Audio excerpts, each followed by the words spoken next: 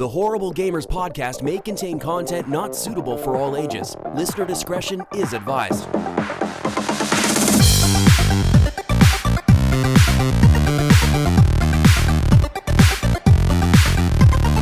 Welcome, ladies and gentlemen, to Horrible Gamers podcast, show number 354, being recorded on May the 23rd, 2021. I'm one of your hosts, Jesus also known as Jesus Walks Out. Today I'm joined by my friend from the West Coast, the best coast, GunnyChief. Henry Merrill is back. Welcome back, Gunny. Welcome. Welcome. Yeah, good to be here, guys. Woo! Good to be here. Yeah, good for you. Talk some games. To be here. Yeah, welcome to the show. Welcome. And our friend the Mayo. Oh gosh, Mayo. Mayo couldn't make it today. He apparently has kids. He does? He apparently has kids, and he has to feed them and take care of them, and he has a lot of kids, I think. He has That's like, yeah, sometimes you know, when the officials get involved and they're like, you got kids to take care of. You better tend to them. Put your tractor tools away. Take care of your kids. You got children. Yeah, anyways, so he's over there doing that. And he has a new puppy that he hasn't named. Or has he named it? He has named it, right? What the fuck did he name it? I forgot what it was. It was a Mortal Kombat name. Was it? Yeah. Let me see here. I thought it was Tally from Mass Effect. I'm way off. Man, see how drunk I was last week? And today I'm sober. I don't even remember what we talked about. It was what the fuck it was funny because we were throwing around names in our personal private was chat. Was it Kitana? Pretty sure it was Kitana that he named her. Yeah, Kitana. Yeah, that was the name they picked. Except I don't think they named her Melina. No. Did he say last week? Because I know They wouldn't name her. They wouldn't name her Jade. They wouldn't name her like anything else. I'm pretty sure. Like they wouldn't name her Sonya. They named her Kitana. I'm pretty sure. Kitana.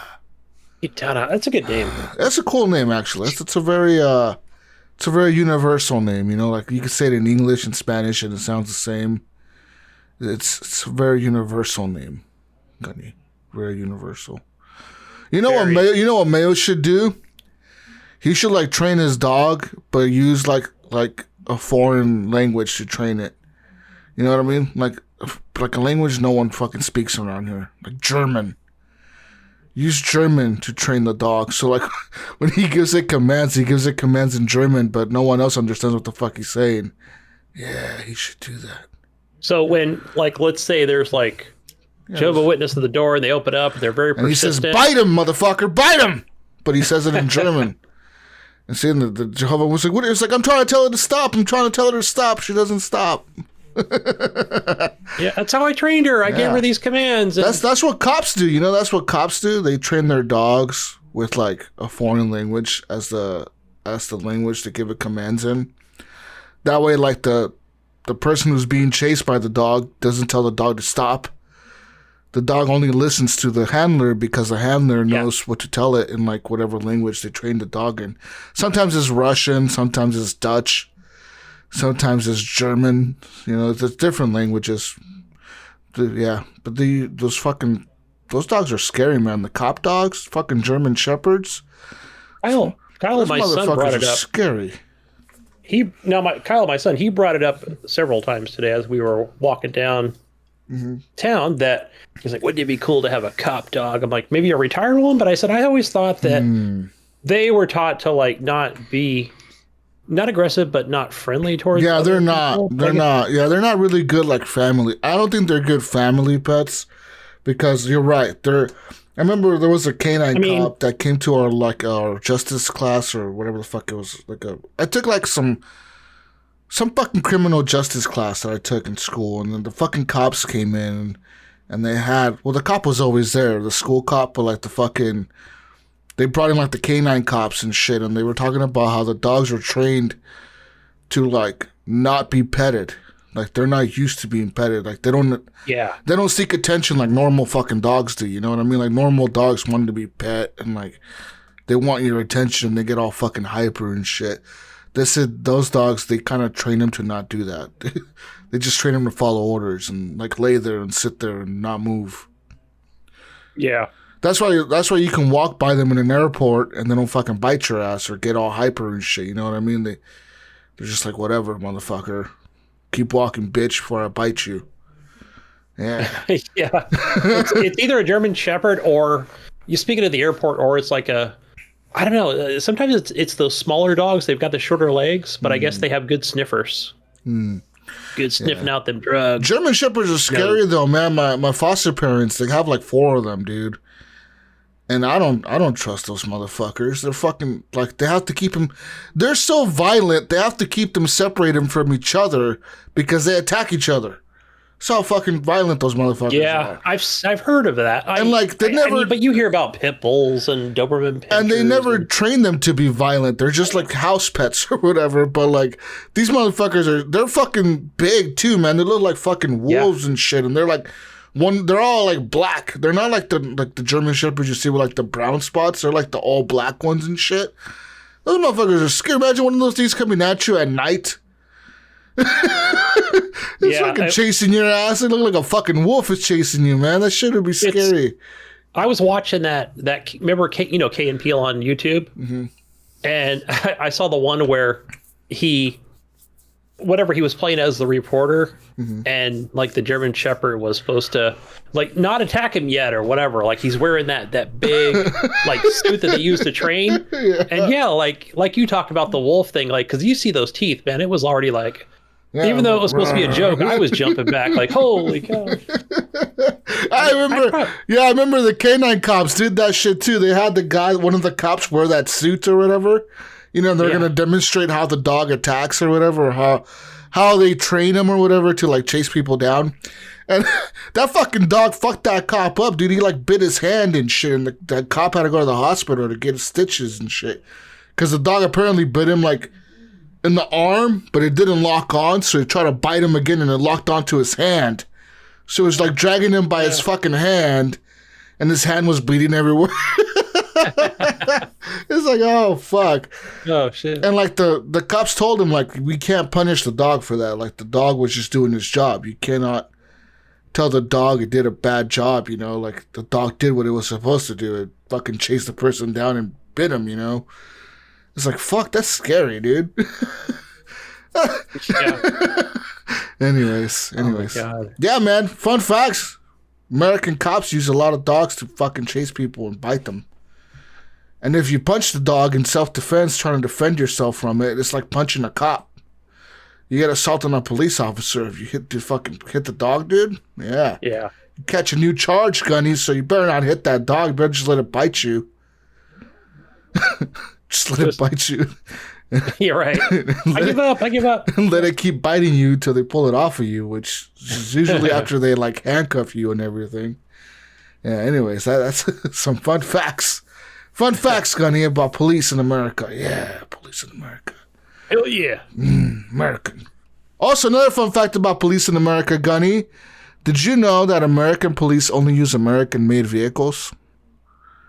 It's always like the Ford or the Crown Victoria, or you'll never. It was a Ford. You'll never get pulled over by a cop in a Lamborghini in the United States. You'll never get pulled over. Yeah, you'll never get pulled over by a cop in a Porsche, or a Ferrari, or a fucking Honda, or a Toyota, or a fucking what other Hyundai, or a fucking what else? A Volvo, or a fucking Audi, or Mercedes. You'll never get pulled over by cops in cars like that here in the U.S. It's always going to be an American-made vehicle, Gunny. That's like a contract they have, like with the police unions in the U.S., where they have to buy American-made cars. So that's why they always buy like the Fords and the fucking Chevys. Usually Chevy and Ford. Yeah. Or like the Chrysler. Yeah, well, sometimes you see some Chrysler cop cars, but not a lot of Chrysler cop cars. But yeah, usually every cop car in America it's an American-made car. Yeah, America. Made here. Well, you know what? Is it really made in? I know what you're saying. American. It's American made, Gunny. It may not be made here, but it might. It's an American company. Yeah. It's American made. Well, I think they make Fords in Canada, Mexico. it's American made, Gunny, all right? It's American cars. The company is, but it's made up in the Canada land. Have you seen that new truck? That F-150 Lightning? Yes, that thing is going to be like. I mean, it's not something for me, but I know that they made this huge and like. Did you watch the reveal? I watched the reveal of it where like they had like this whole like fucking like Apple event for this fucking truck, right? Like to reveal it or whatever. They had the CEO and like the fucking engineers out there talking like for 30 minutes about how they designed the truck and all this fucking crap. Kind of like an iPhone reveal, right? It was the same kind of bullshit. Yeah. Like they had the fucking lights and the dramatic fucking the stupid music and the people clapping and shit in the audience and all that stupid shit. Anyways, I don't know about this truck, Gunny. It looks kind of lame. To be like a future truck, it doesn't look that futuristic to me. I think. Okay, so this is my theory on this because I know I saw that the reveal was coming up, and I watch those videos like on YouTube a lot, and I think that they're trying to keep it looking, something more traditional, like the way that the 2019 or 2020 is. Yeah. But I think eventually it will change. I mean, it just kind of looks like a little bit more square in the front. They got that LED light that goes all the way around the grill, and that's really the big difference. I mean, everything else kind of looks the same. I think it's just small changes for now is what it is. And then eventually they'll, just like with that Mach-E or whatever, which I haven't seen any on the road. I guess they've added like a tablet in the middle of the fucking truck like they do with all electric cars. They all pretty much copied Tesla, right? Where they got that big ass... That big ass tablet. iPad is what I call it. Yeah. Yeah, the fucking iPad that's going to make you crash your car. When you're trying to use it because you can't feel for the buttons. So you got to look over at the screen and fucking turn up the volume while you're Speaking of that, me and my son were walking downtown. We were walking back and he was talking about, did you hear that Audi or something like that? This Audi, it's an all electric. I said, it sounded like a fucking Jetsons car coming by. I don't know. I said, I thought it was the power steering or something was wrong with the vehicle, but of course I'm old, so I'm like, what's that sound? I had that like the whistling noise. Like the fucking Jetsons cartoon show or something. Usually the electric cars have like this whistling kind of noise to them. Like it sounds really weird, but it's like a whistle noise almost, like. They don't really make a noise, but they make a noise. Yeah, like if you've ever, like Jesus, because you work in a warehouse style type thing, the electric forklifts. Forklifts. Yes. They have that noise. They have that noise of an electric forklift. Because our Toyota sounds like that. Our Toyota forklift. It's like a winding up noise. Or Raven. Yeah, you're exactly right. I drive electric forklifts at my work, and it sounds just like that, like a weird wind up sound, and it's you can hear it. We had a propane one for the longest time, and then, I don't know, whatever, we switched over to electric. And dude, propane, at my old job, we had a propane lift. Those things are so loud compared to like an electric one. They're so fucking loud to use a fucking propane lift. It's ridiculous. Yeah, especially if you got to go up high or something. Yeah, it's like so ridiculous trying to go up high with that fucking shit. It's like, but at least you hear those things coming, though. That's true. The chances of running somebody over in a propane lift are pretty fucking low. It sounds like a damn diesel truck driving through the fucking building. Yeah. But yeah, in a warehouse, usually they want electric forklifts because, they don't have any emissions, Gunny. Any emissions. I know. What do they have on the catalytic converters or whatever? Yeah. But I think you're still getting poisoned by the propane gas. Oh, shit. Yeah. Possibly. You don't want that. You want electric, Gunny. Earth friendly. Electric lifts in your facilities, Gunny. I don't know if I'd ever get one. Jesus, would you ever get an electric vehicle? I think you're gonna have to eventually, Gunny. I think you may not have to because you might die in like the next 5 years. You're that old. I know. I'm so old. I won't. Yeah, I'll be getting my. Yeah. Just fucking with you. No, but I feel like no kidding. I feel like in my lifetime, I will be forced to get an electric vehicle. Like, Not within the next 10 years, I don't think. But I say within the next 15 years, possibly. In the next 20 years. Because we're seeing a lot of these companies governors switching. come out and talk about, what is it called? An initiative? Basically, it's, where they all come out and go, hey, we want to be, more green. Yeah. And have production of vehicles by the year 2030 or whatever it was. Fuck, yeah. I mean, a bunch of companies have already announced, like, I'm pretty sure, like, this, but Audi is one of them. I don't know if Mercedes has really try to adapt electric vehicles. They're working on it, I think. But, like, Audi, which is the luxury brand of, I believe it's Volkswagen, they announced that they're going to make all electric vehicles by the year 2025. Like, by the year the 2025 models come out, all their models of all their vehicles are going to be electric. So they're moving completely away from emission vehicles, which I get it, right? Like, it's a cool thing to do, I guess, but, like, you'd figure there's going to still be some people that want to buy some kind of gas type vehicle, you know what I mean? And I wonder who's going to be the company that keeps doing it. Will it be Toyota? Will it be Honda? Will it end up being where, like I said before in the podcast previous, and other times where I've spoken, where I said, or is it going to be the rich people, like the luxury fucking vehicles that are the ones that are gas, and everything else goes to electric because it's going to be cheaper to buy electric vehicles and run those than it's going to be to buy gas. Even though there's plenty of fuel reserves in the whole planet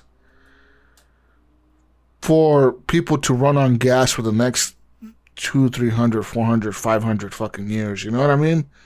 So I don't see why we're in such a hurry to switch over to electric. You know what I mean? Because when you think about electric, Gunny, they use a lot of lithium to make those batteries. And you know how they get that lithium? Isn't that mined?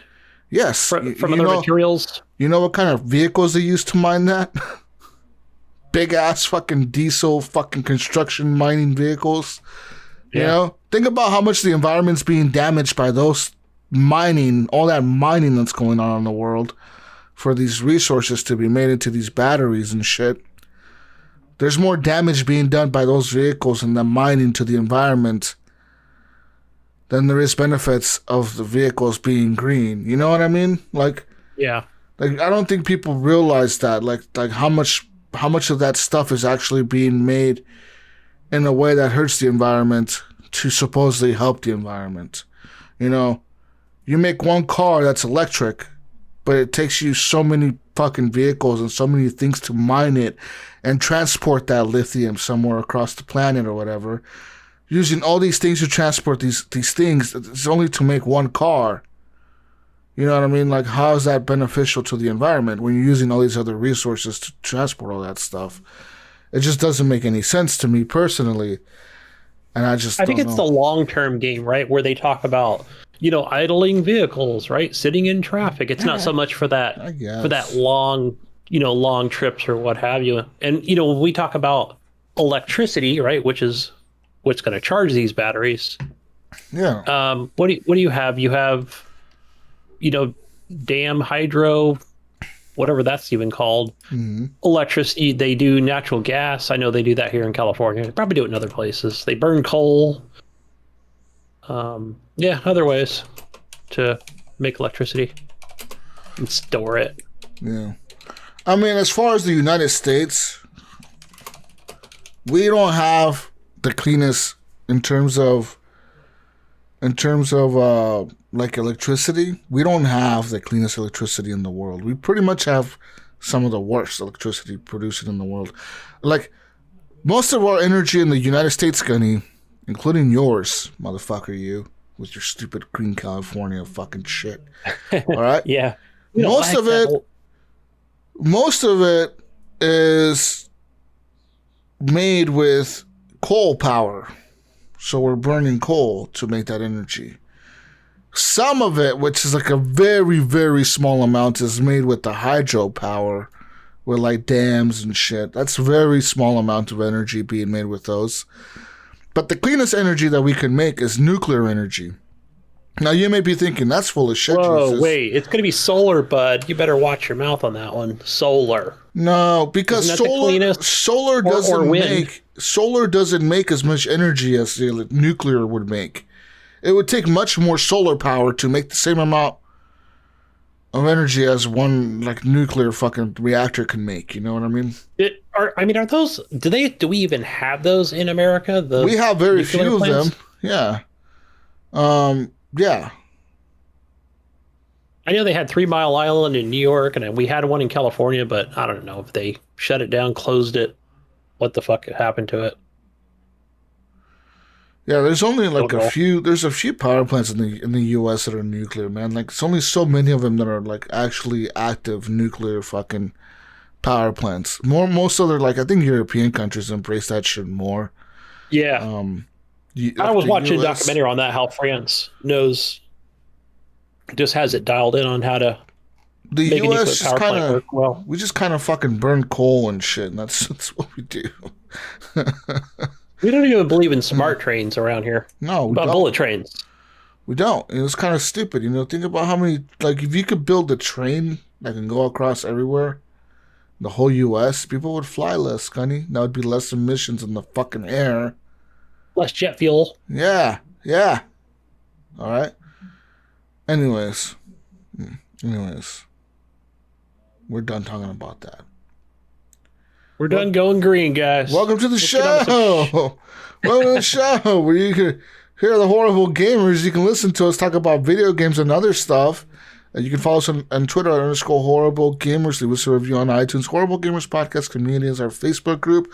Horrible Gamers Discord is our Discord is HGP Discord. There's a link in the show notes. Join our Discord. There's lots of people on there playing all kinds of games all the time and talking shit to each other. Apparently, because I'm looking at the general chat right now. But yeah, let's get into some show feedback, Gunny. Show feedback. Lots of show feedback this week. All right, wow. Nightprawn says, this feedback is a callback to when Tragic was on the podcast. And sorry if I am late on this feedback. He actually posted this the day we were recording the last show. I think a little bit after we recorded the show. Says, sir, when I heard him having a mental breakdown, it made me reflect on my own life and what I would do if I gave up video games. It would be extremely hard for me to give it all away, since it does cope with my depression and does make me feel like a normal being after being deaf and hard of hearing person. Wow. I really wouldn't know what to do if I gave it all away. We all need that something to cope with whatever problems we have, and I don't want to take drugs or do bad stuff to society. On the other note, I have never played a Mass Effect. Wow, just sad.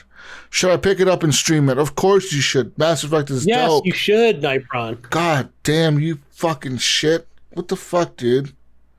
Put down your destiny. Good. Mass Johnny. Effect. Yeah, anyways, you never give up gaming. You were talking about Tragic, Nightprawn, but I'm pretty sure you meant Brink.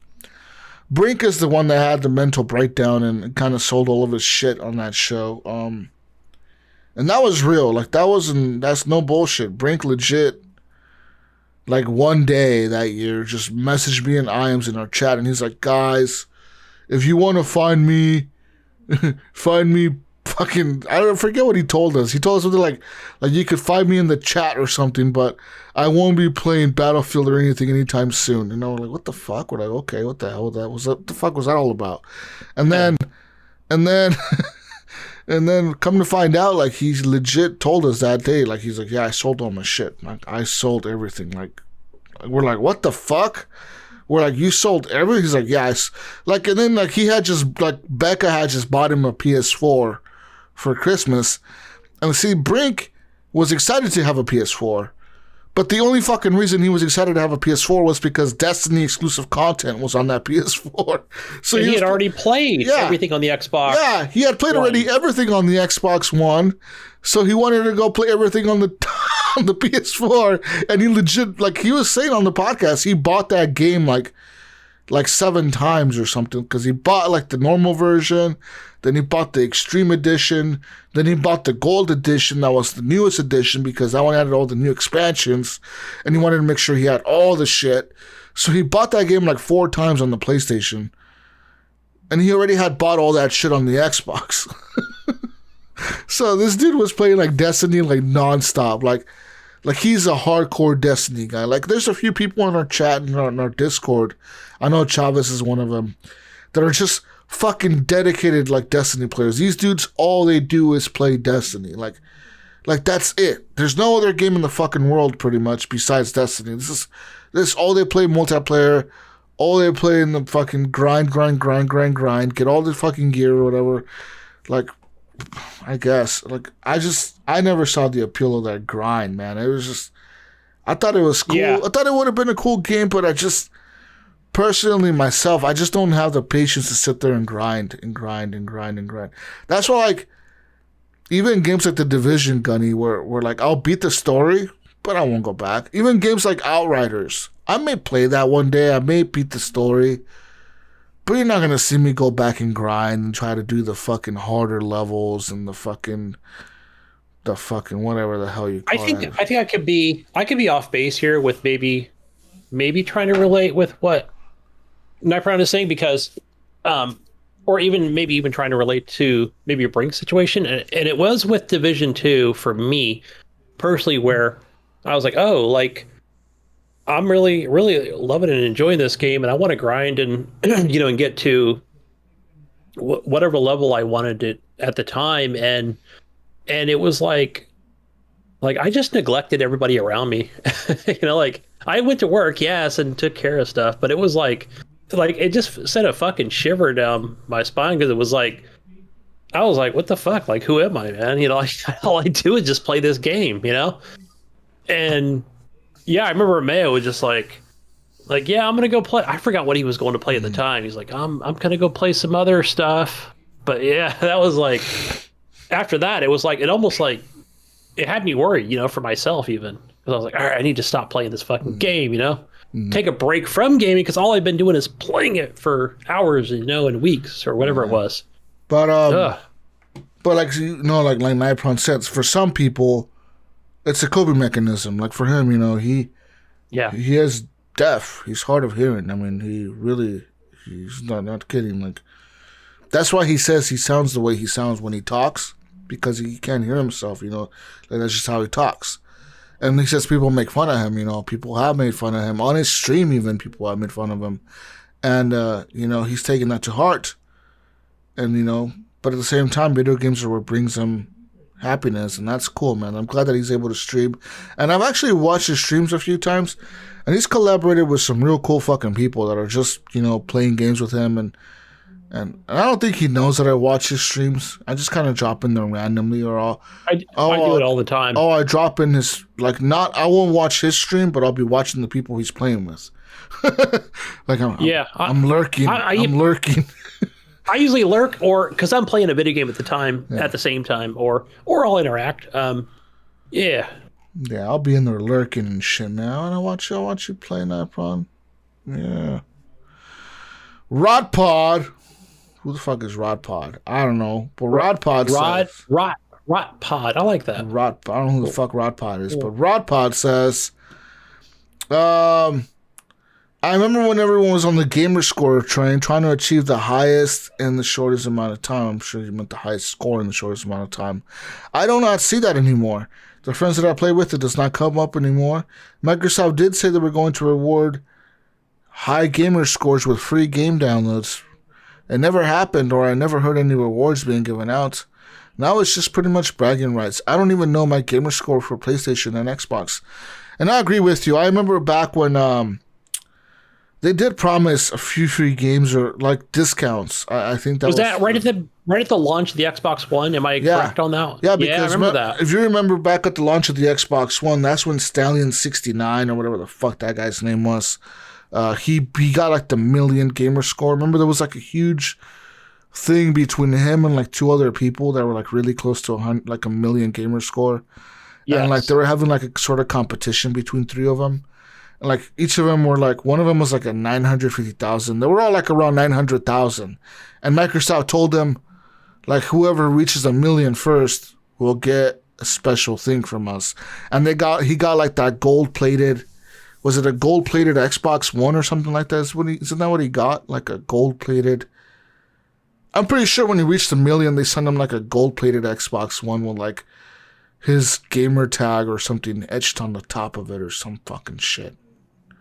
Yeah, I forgot what he got, but I follow him on Twitter. Yeah. He's got a podcast, and yeah, he gets some pretty cool shit. Even to this day, he's got probably 1.5 million gamer score. Yeah, he has a lot. But I mean, those people were literally playing like all kind of like My Little Pony and shit and fucking Legoland. They're literally Mermaid playing game. everything. The mermaid game is where it's at, man.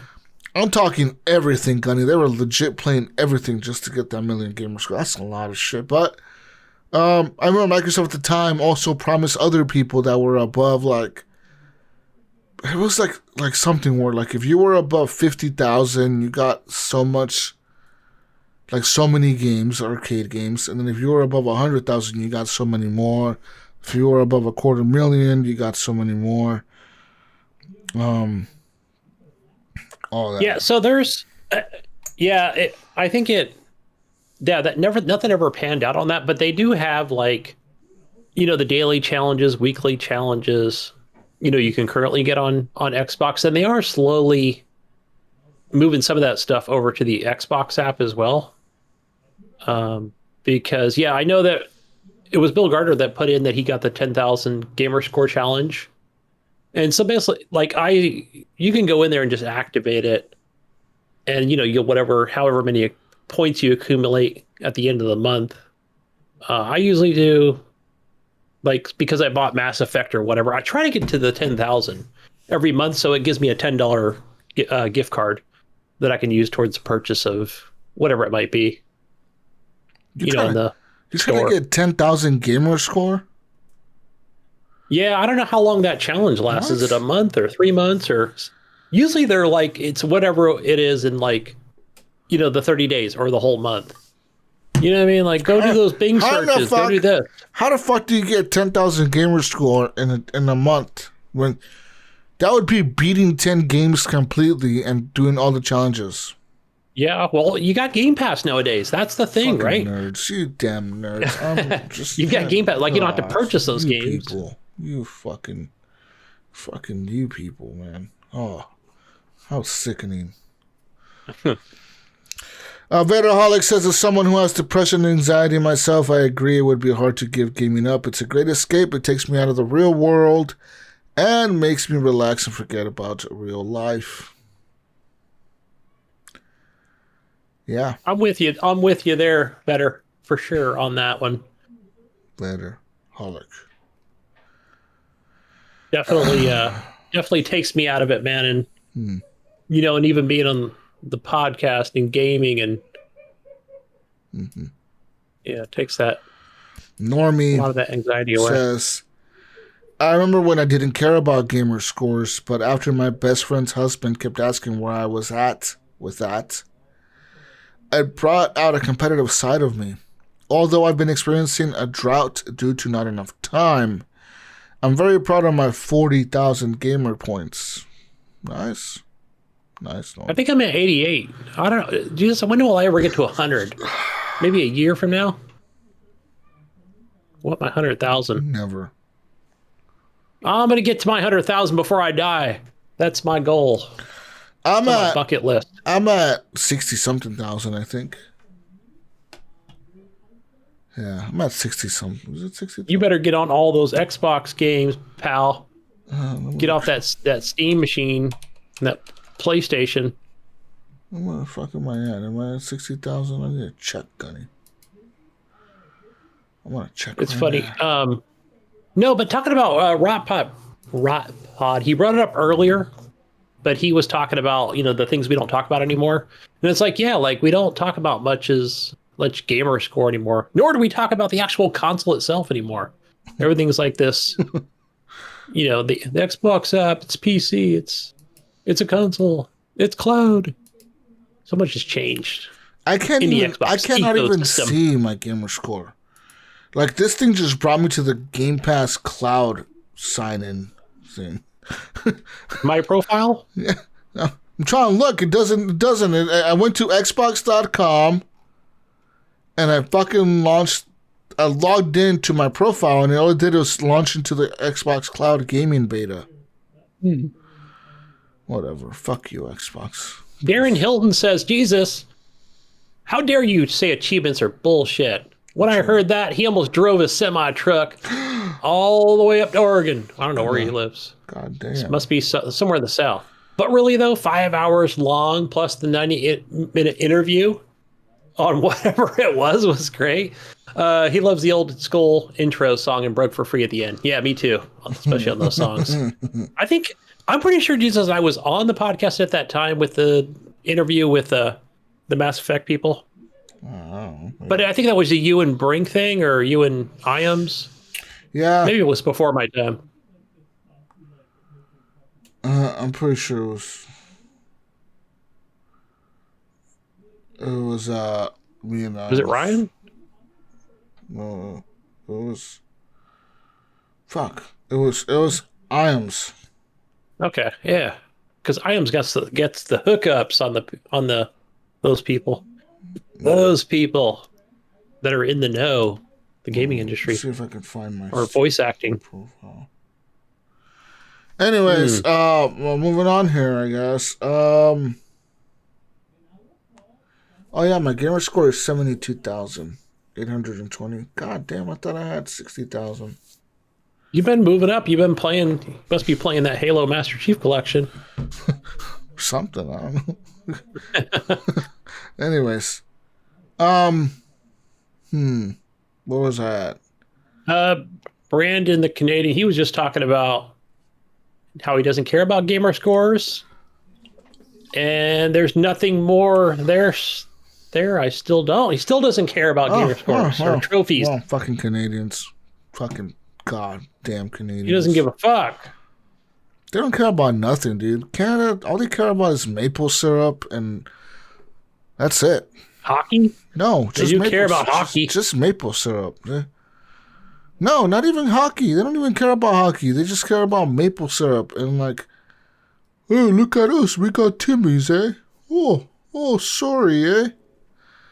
We got some Timmy's, and that's all they care about. Fucking Timmy's and fucking maple syrup. Important.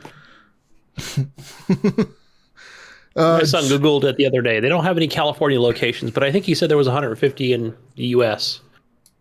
Tim Hortons? They probably have. That's what he said. So I'm thinking maybe I got to go to Michigan or upstate New York or somewhere. Yeah, you probably have to. You probably have to go to like somewhere where like where would the Canadians go? Where the Canadians go? One of these days I'll get up to BC. Stop in, see you, Jesus, and then go to BC. Yeah, okay. It says here that there's 653 Tim Horton locations in the U.S. Holy cow, there's more than I thought. As of May 16, 2021, Gunny, with most of those locations being in New York. That's where all the people are. Which has 37% of all the Tim Hortons in the U.S. There's 242 locations inside New York. The rest are in Michigan, Gunny. Michigan with 218 locations. And Mayo has the rest of the Tim Hortons, with Ohio having 140. Whoa there, Tim Hortons. Hey. We thought it was all sorry, Annie O's over in Ohio, but it's not. They've got some fucking Canadians. Timmy's. Goddamn Canadians have invaded Ohio. What the fuck, Mayo? Get rid of them, huh? Yeah, get rid of them. Mayo's probably been drinking Timmy's this whole time and he hasn't told us. I bet you. You know what? You know what he's going to be like? Jesus, there's one at my apartment complex. Oh yeah. We have it downstairs. My butler is going to go get my coffee. We have a choice between Starbucks and Timmy's. It's all the car wash. It's all about Dutch Bros, bro. Dutch Bros. We've got 2 in my area. Yeah, it seems to be spreading around the West Coast. Dutch Bros seems to be spreading. What else is pretty popular around here? Human Bean is pretty popular. Black Rock is pretty popular. Those are like other franchise type of like little stands that people put up around here. And then there's like Oregon has so many like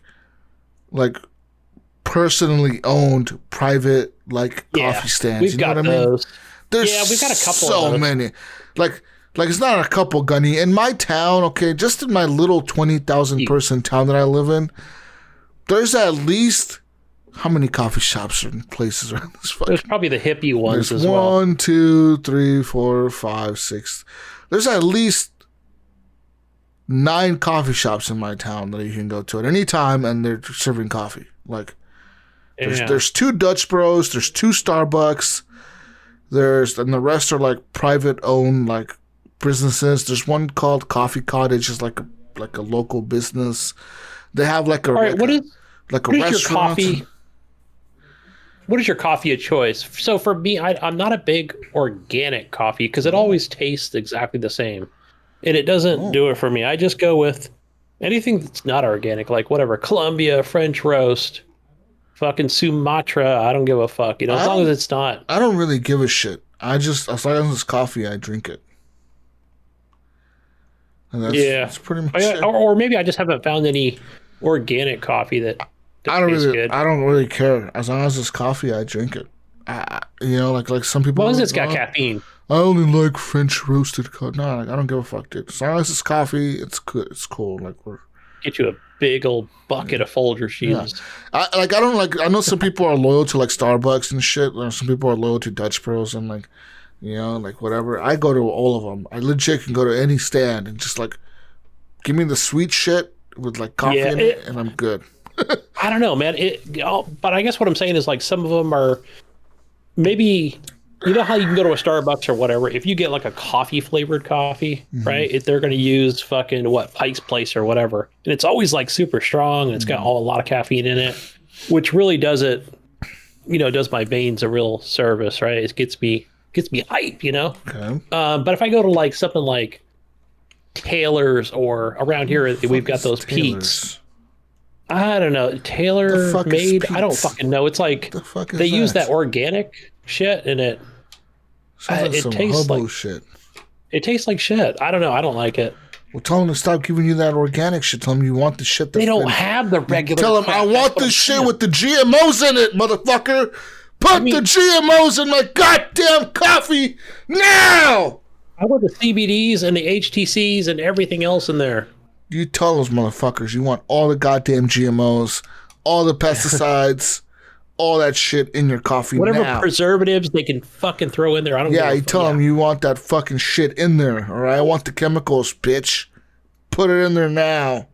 That's what it is. They're removing all the chemicals and it makes it taste like ass. You want the Monsanto coffee. You tell them you want the Monsanto coffee. Tell them you don't want that organic bullshit. I want the Monsanto genetically enhanced coffee made by Monsanto, motherfucker. Put it in there now.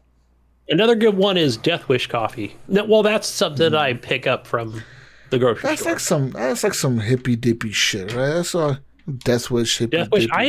So it claims to be high caffeine, but I didn't think it was. I didn't find it. The world's strongest coffee. Like, how do you know that? How? Are you genetically enhancing this coffee to make it more caffeine? How, Gunny? All right? That's not very earth-friendly, very hippy-dippy to me, okay? Okay, if you're genetically enhancing your shit, then you're not very earth-friendly, bro. You're not being earth-conscious, Gunny. You're not being, Okay. Again, we're trying to go green here with the all-electric vehicles. All-electric vehicles, all-electric electricity. I mean, all electric. All electric electricity. All earth-made electricity without human intervention. Electricity. I don't know how to say this. Yeah, you're like, I know where you're going with the carbon footprint here. That's what we're gonna name our coffee. Jesus, carbon footprint. You know what? I'm going to make a coffee that has all the GMOs in it. We're going to throw shit in there that McDonald's puts in their hamburgers. We'll just be like, we're throwing it all in here, and we're actually making our coffee worse for you. That way, you stop drinking coffee eventually, and then you just save the planet because you're not drinking coffee at all. And you're one less customer buying this coffee that's being made with little children picking coffee beans in Colombia. Boom. Yeah, I love the logic. It's a good one. See, we're McCafe. Jesus McCafe.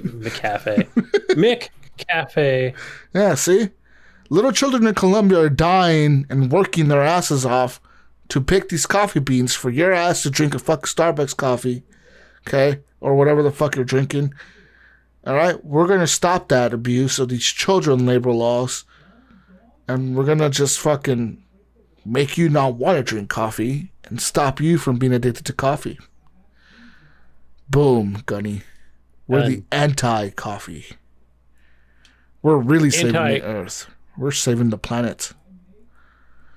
You know, because I'm tired of all this earth-saving bullshit. Fuck the planet. Like, I already went on this rant before. The planet is going to fucking survive with or without us, Gunny. It's always going to be here. All right? The fucking dinosaurs were around, running around, you know, fucking T-Rex and shit was running around. I'm the king of the fucking world. Look at me. I could eat anything. And guess what, Gunny? That motherfucker's long dead now. And guess who's around? We are. Oh. Yeah. Oh, you know what book I'm reading right now, Jesus? Okay, I'm reading an Audible book, by the way, guys. That's I'm not reading, that's listening. So it's by Andy Weir. It's called Hail Mary. And so that's one of the things that he was talking about with it's a probably 10, 12-hour book. I always enjoy something like that. But it was talking about this. Maybe a brief synopsis would be, what would it be? It's killing the sun. And I don't know if that would be considered Mother Nature. It's just these alien little fucking bugs that are blotting out the sun, taking the sun's energy, which is going to kill most of humanity. So you might as well drink, all the chemicals in the coffee, like you said. That would be best. That would probably, why not, right? I mean, if you're going to die in 14 years, is what he was saying. It's the truth. Sure. Like think about this, Gunny. Okay, I want you to think about this, right? You lived your whole life, Gunny, being this earth-conscious, earth-friendly, hippie person that, wants to save the planet for forever. Okay? Then one day you find out you have fucking cancer and you're dying. Do you still continue living that lifestyle, or do you just say fuck it all and just fucking, you know what I mean? What do you do in that situation? Personally, I say live your life how you choose, and fuck whatever anyone else thinks. Pretty much, that's my philosophy, man. If you want to be a fucking drug addict and throw your life away, then so be it. You have chosen that life. Yeah. But I say, do not take away people's freedom of choice. You know what I mean? That's one thing that people have been saying with these vaccines for the COVID. I personally got it, right? I got my COVID shots. I'm cool, man. You know what I mean?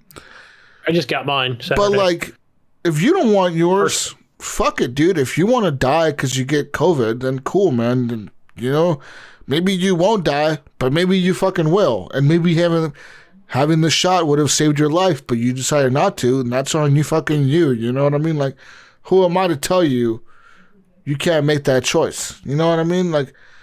And that's something that people kind of forget that as human beings, we are a very stupid species. We like to make decisions that are necessarily not always good for us, but that's humans. That's human will, is to be free and make your choice. You know what I mean?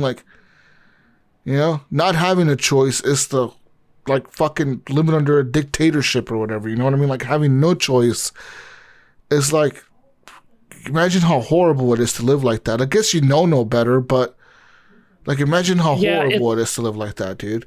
Like, imagine the people that live in, like, North Korea that have never had access to the internet. They've never read a book from the West. They've never practiced any religion because religion is literally banned in their country. Like, imagine how they feel when they escape North Korea and they go to South Korea or wherever the fuck they go, right? And they get asylum. Yeah. And they realize, holy shit, you guys have this thing called the internet? You guys have these TV shows? You guys know what it's like inside North Korea and you guys don't help us? Like, can you imagine how it is like as an emotional roller coaster for a person that's lived their life without anything like that, dude, without any religion, any television, or like the only fucking TV you see is some state-sponsored bullshit talking about how great your fucking leader is, even though you know your mom is literally dying because she can't get medicine, or your fucking family is starving. You know what I mean? You can't feed your fucking kids because all you got this week was a fucking one bag of rice and a bowl of beans. You know what I mean? To feed your fucking family. And you're like, fuck. Ration, yeah. Yeah, you know what I mean? Communist. Yeah, exactly. So, like, that's, you know, like, that's why I'm a believer in, like, free will and all that bullshit. Like, do what you want, man. I don't give a fuck. Do what you want. You know, like, yeah, it may not be the benefit of the world for you to do this decision, but you made that decision. Now you reap the consequences. You know what I mean? There is a consequence for every choice we make. Absolutely. You know, and, yeah, and if you make a bad choice, then you made a bad choice, and you got the consequences for that bad choice. Yeah, I think about it all the time. I'm just going to be serious here for a minute, guys. Where, you know, when I think about, so I'm probably the only one that is never been homeless in my family. You know, as far as, you know, siblings go and parents, and you know what, I think about it all the time, and you know, especially for one of my brothers and my mother, you know, mom passed away last year.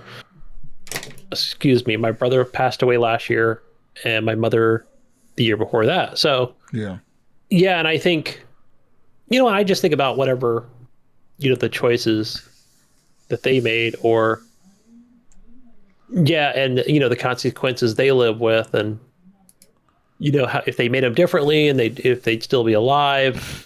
You know, when it comes to things like, you know, nicotine and or drugs, and, you know, and seeing my other brother who currently, you know, just been, you know, all living on the streets and homeless for many years and in and out of jails and prisons. And yeah, it makes me think a lot about, you know, things like, you know, the laws and government, and how even recently with, like, I think it was like even a national thing, they were talking about taking away flavored, what was it, cigars, yeah. They're banning menthol cigarettes now, Gunny. Like, that's like what it is. Newports and menthol. Shit. Oh, that shit's gonna be banned now.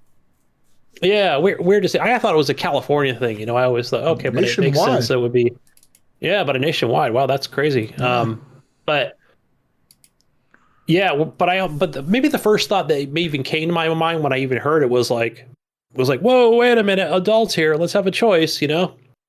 I don't want to be a nanny state either. I don't want to be told what to do, and I don't want to see other people being told what to do with their lives and their bodies. Kind of real quick here, Gunny, one thing that people, you know, I guess a lot of people may disagree with us right now. They may be like, you fucking idiots.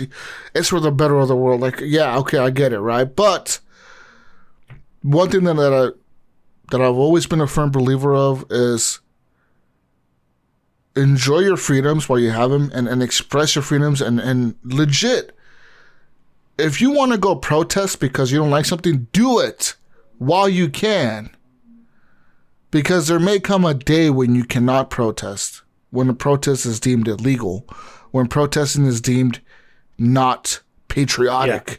You know what I mean? People that protested against Trump because they didn't like Trump, cool. Fuck it, you know, fuck Trump. People that love Trump and want to support him, cool, love him, support him. But at the same time, like, don't try to tell other people they cannot do something just because you don't like what they're doing. You know what I mean? I'm not going to tell somebody that supports Trump hey, fuck you, you piece of shit. You're a piece of shit because you support Trump or because you're a Republican or whatever.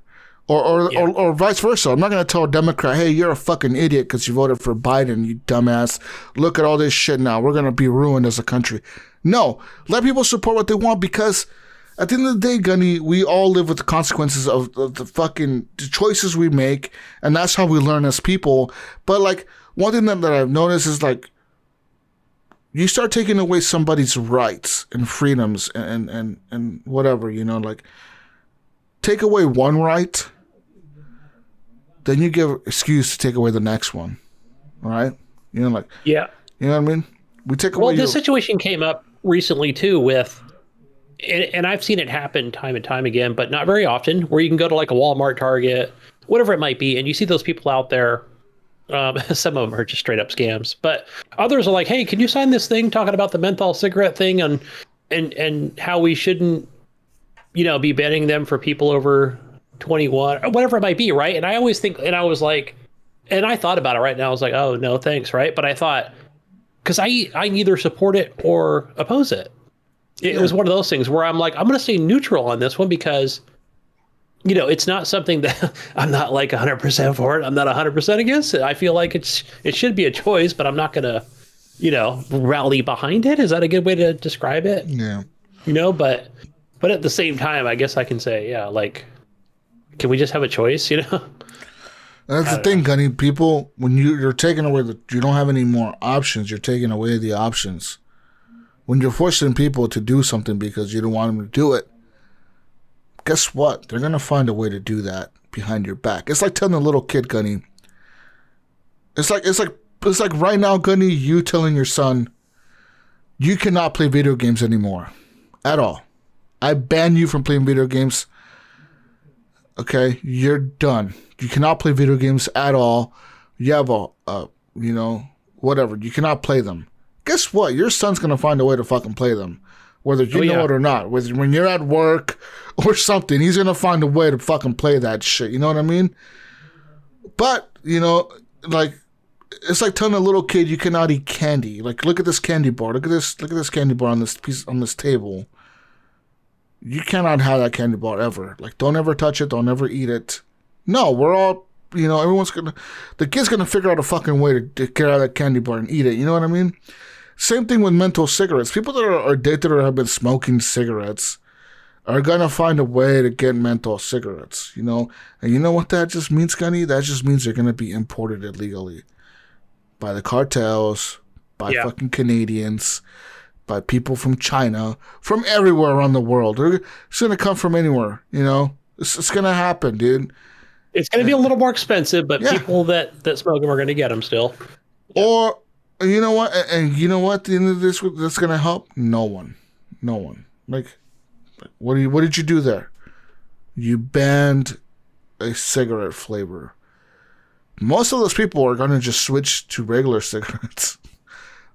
It's not like they can just be like, oh, I'm done. Wow, Gunny, I cannot find any more menthol cigarettes at the store. Yeah. You know what? I just quit smoking today. I'm not going to fucking smoke anymore. Right. No, they're going to fucking buy another kind of fucking another cigarette, you know? Or the other thing, too, I just thought of it, too, where like the Philip Morris and the RJ Reynolds people that, only because I used to work at a warehouse and do cigarettes for, you know, when I in my 20s, you know, put the stamp on them and send them out to the stores. Yeah, they're going to be like, hey guys, we're going to make up with this is the non-menthol cigarette that tastes like a menthol cigarette. We're going to advertise that and, you know, gear it towards it's a healthier cigarette. Yeah, I don't know. Legal. Everything's legal in it. Yeah. It's just dumb to me. Like, you take away people's like freedoms and rights. It just starts by one little fucking thing, dude. One little thing leads to another little thing, leads to another little thing, leads to another. Next thing you know, dude, like, you just don't have any fucking freedom anymore. You know? It's like the Jewish people back in World War II when the Nazi regime took over. People think of the Nazis, they think the Nazis from like World War II, they think, oh, the Nazis began in 1940 and they only lasted till 1945 or whatever when World War II ended, right? It's like, no, dude, the fucking Nazi party existed like back in 1920 25 or whatever. You know what I mean? They were around for like fucking 15 fucking years or 17 years or some ridiculous shit like that. You know what I mean? Like that whole thing existed for a long time. And it's not like fucking Hitler just became like okay, like, I got elected today. Tomorrow, fuck it, put everyone in camps and let's fucking kill everyone. You know, to go to war. No, yeah, it's actually a pretty intriguing story. That motherfucker did it little by little. First, he like influenced everyone. He was in prison. Yeah. Does that blow your mind? Does that blow your mind? Like, how the fuck did he like do that? From going to prison to leading a fucking country to leading one of the biggest fucking militaries in the world. This motherfucker almost taking over all of Europe. Yeah, that's nuts. This motherfucker legit influenced everyone, you know, little by little, to believe in him and to listen to him. And you know what? A lot of Jewish people say, we didn't even realize our rights were taken away. Until we were at the fucking train station being loaded onto a fucking train, sent to a camp. And then once they got there and they were being offloaded, they were still like what the fuck? Like, real? Yeah. What's going on? Like, what's going on? What the hell just happened? What do you mean we're gonna live in this fucking prison? You know what I mean? You guys said it was a fucking camp that was fun. What the hell was this shit? You know, like people didn't know they were being fucking killed and stripped of all their shit and all their shit. A lot of Jewish people were doctors, scientists, professors, smart motherfuckers, you know what I mean? People that went to these German universities and got doctorates and all PhDs and shit. And these dudes were being reduced to nothing. They're getting their houses taken away. You know, first you get your house taken away because you know what, Gunny? You're a white guy, Gunny. We want your house because we want to move in a Mexican family into that house. You know what? Let's put you into this other neighborhood where all the white people live. You know, and then they put you over there. You don't realize it. And you're like, oh, well, I guess the Mexicans need somewhere to live. I'll just move over there, you know. And then next thing you know, you're being fucking made wear like, okay, now everyone has to wear a Jewish star, you know. Wear this fucking star in your clothes to identify yourselves. You know what I mean? Make sure you identify yourself. And little by little, they lost all their fucking rights and their freedoms. A lot of them didn't even know what the fuck was happening, you know, like you hear a lot of stories of like people that were little kids back then that were like 9 years old and 8 years old and 7 years old at the time. They had no fucking clue what the hell was going on. They're like, nah, man, we just thought like it was just normal. You know, all this shit was normal. You know, and that's kind of what, you know, things that people shouldn't get the rights taken away. But, you know, America, for being a free country, Gunny, a lot of our rights are taken away. A lot of our rights are taken away, Gunny. Yeah, it's almost like it's like I was talking to the wife. You know, periodically I'll bring it up where I think, wow, like I don't think I realized, like, you know, when you think about like going into, let's say, a convenience store, right? Those are almost always open during the pandemic, right? Like because I deliver to them, they just never close, right? Mm-hmm. You got to have your cigarettes, your alcohol, and you know, when you think about restaurants and you were talking about going to do Great Clips, you know, and then the line that leads out the door and around the corner, or and how we can't, just the things that we can't do, right? Like, you know, whatever it might be. Yeah, you can't go inside. You gotta wait outside. You cannot wear. Yeah. You don't want to wear a mask. Well, you have to wear a mask. You can't do this. You have to do this. You know. Right. Or it's like, oh, here's another good one. Like even like the Subway sandwich place. Some of those were like, I couldn't get a fucking sandwich because they were like, do you have the app? Because, you know, we just don't know. You can't just order a sandwich. It doesn't work. I'm like, I don't have the app though. Well, then you can't have a sandwich. I'm like, fuck, you know? I was like, what the hell? Sucks for you, bitch. Go back at the app, old fuck. Whatever. They changed it like a week later because I went over there because Kyle was like, my son, he's like, oh, you know, I want to get a sandwich. Like, okay, do we need the app? No, you can come inside and, you know, walk on this red line right here, right? Be sure to only walk on the red line and only approach during the times at the sign. I don't know. It's like, but it reminds me of like, hey, whoa, like, I understand it's a pandemic, but I realize that how much control the government has on us. People, yeah, like that's good point there, Gunny. People always talk about their freedoms here in this country. This is one thing that I laugh about. The U.S. is such a regulated country. We have freedoms, right? Fundamental freedoms, supposedly, of freedom to life, liberty, and the pursuit of happiness. But no, you don't. Because if heroin makes me happy and I just want to shoot heroin all day, that's illegal. I can't pursue that happiness. You know what I mean? Yeah. If you, Gunny, if all you want to do all day is fucking snort cocaine and live under a bridge like a rock, because you identify as a rock under a bridge, and you want to do that for the rest of your life, you can't. It's illegal. First of all, it's illegal for you to snort the cocaine, and second of all, it's illegal for you to live under the bridge because that's the government illegal. Controls that bridge, right? It's the government's bridge. Yeah, it's the government's bridge. You can't live in the bridge. Rude. Yeah, so it's like, we don't have the freedoms that people think we do, and like it's funny because I listen to people that like are Americans, and I always go on Reddit and like look at these stories of people that were Americans but they expatriated to like a different country when they retire. They moved to like Belarus or Mexico or Guatemala or wherever the fuck, right? They move to another country to live there when they're retired or whatever because their money obviously goes way further. And it's funny because a lot of people that live in these other countries, right, that say, oh, we're from America, but we moved here. They feel like they have a lot more freedoms living in a foreign country than they do living in the U.S. Like a lot of people that live in Mexico that are expatriates or whatever, or like they're expats, they live in Mexico, they move from here, they retire down there. They fucking love it. They're like, yo, man, fucking greatest place we ever lived in.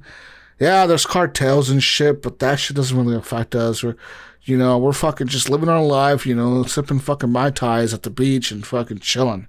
We're fucking partying, we're eating pineapples and watermelons and avocados, and it's all good, and it's like, man, fuck. It'd be cool to have such a carefree lifestyle, but, it's one thing that we don't realize as Americans.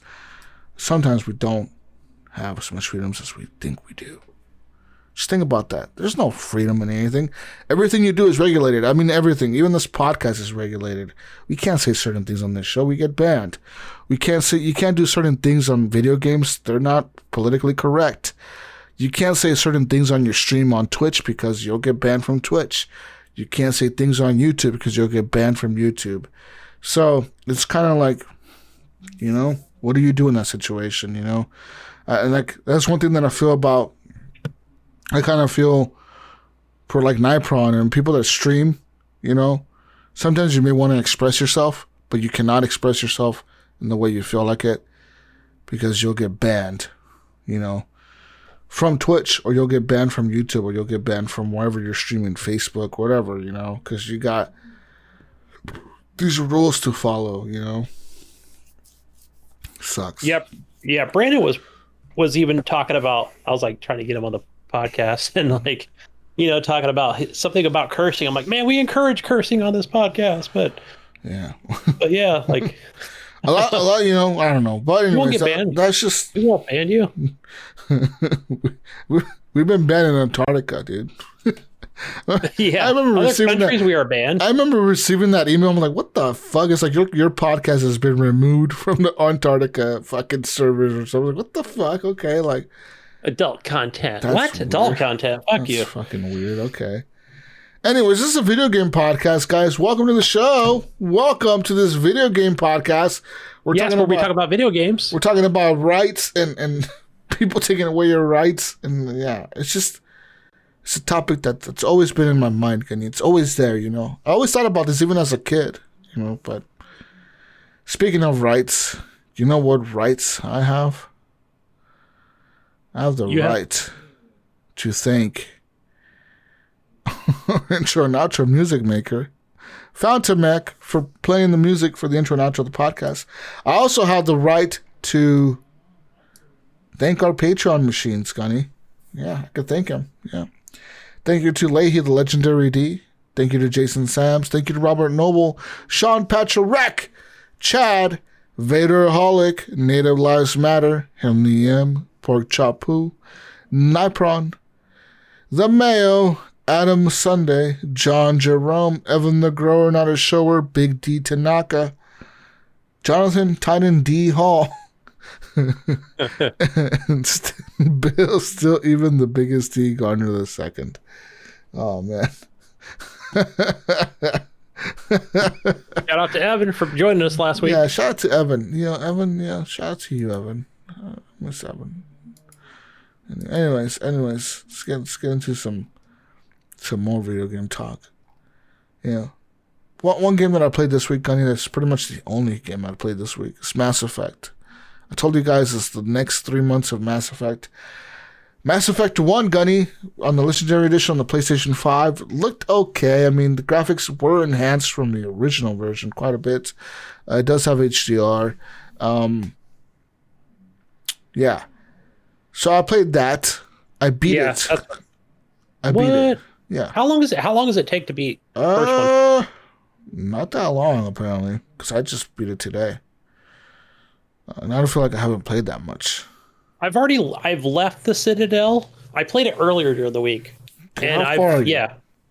No, literally like on the first planet after I left the Citadel. Okay. Well, yeah, it's not that long of a game. And like something happened in my game that didn't happen in the previous game that I played, when I played it before. It's just Rex got killed and I was not expecting that. And for the people listening, it's not really a spoiler. Like, a lot of your characters in the game can get killed. And your playthrough may be very different from mine. But anyways, Rex got fucking murked. He got fucking killed. Wait, question about that. But it doesn't show him getting killed. It was supposed to show it does. Fuck yeah, it does. He gets shot right in the fucking back of the head. And then they shoot him like 10 more times in the back of the head. Maybe I forgot. Okay, I know when that moment happened, and then I was like, you only hear the gunshot, and then you talk to the people. Well, you talk to those people in maintenance or the guy that said, "Oh, I saw it happen" or whatever. But I don't. Maybe they just didn't show it for. Rex gets fucking murked. He got murdered like a motherfucker in front of me. He was standing in front of me when it happened. So. Yeah, oh man, Mass Effect though, dude, I love it. I fucking love I'm in love with Mass Effect. I love the characters, the storytelling. I just started Mass Effect 2 before the show, and I can't wait to get more into Mass Effect 2. I gotta say, dude, the graphic jump from Mass Effect 1 to 2 is fucking huge. Even with the remastered graphics. Mass Effect 2 looks like a current generation game. Like, yeah, you could legit. I haven't seen it yet. If you never played that game, you just play it now, you would think this might be a current gen game.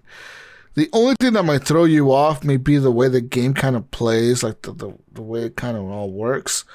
But the graphics look like a current generation console title, and that's fucking cool.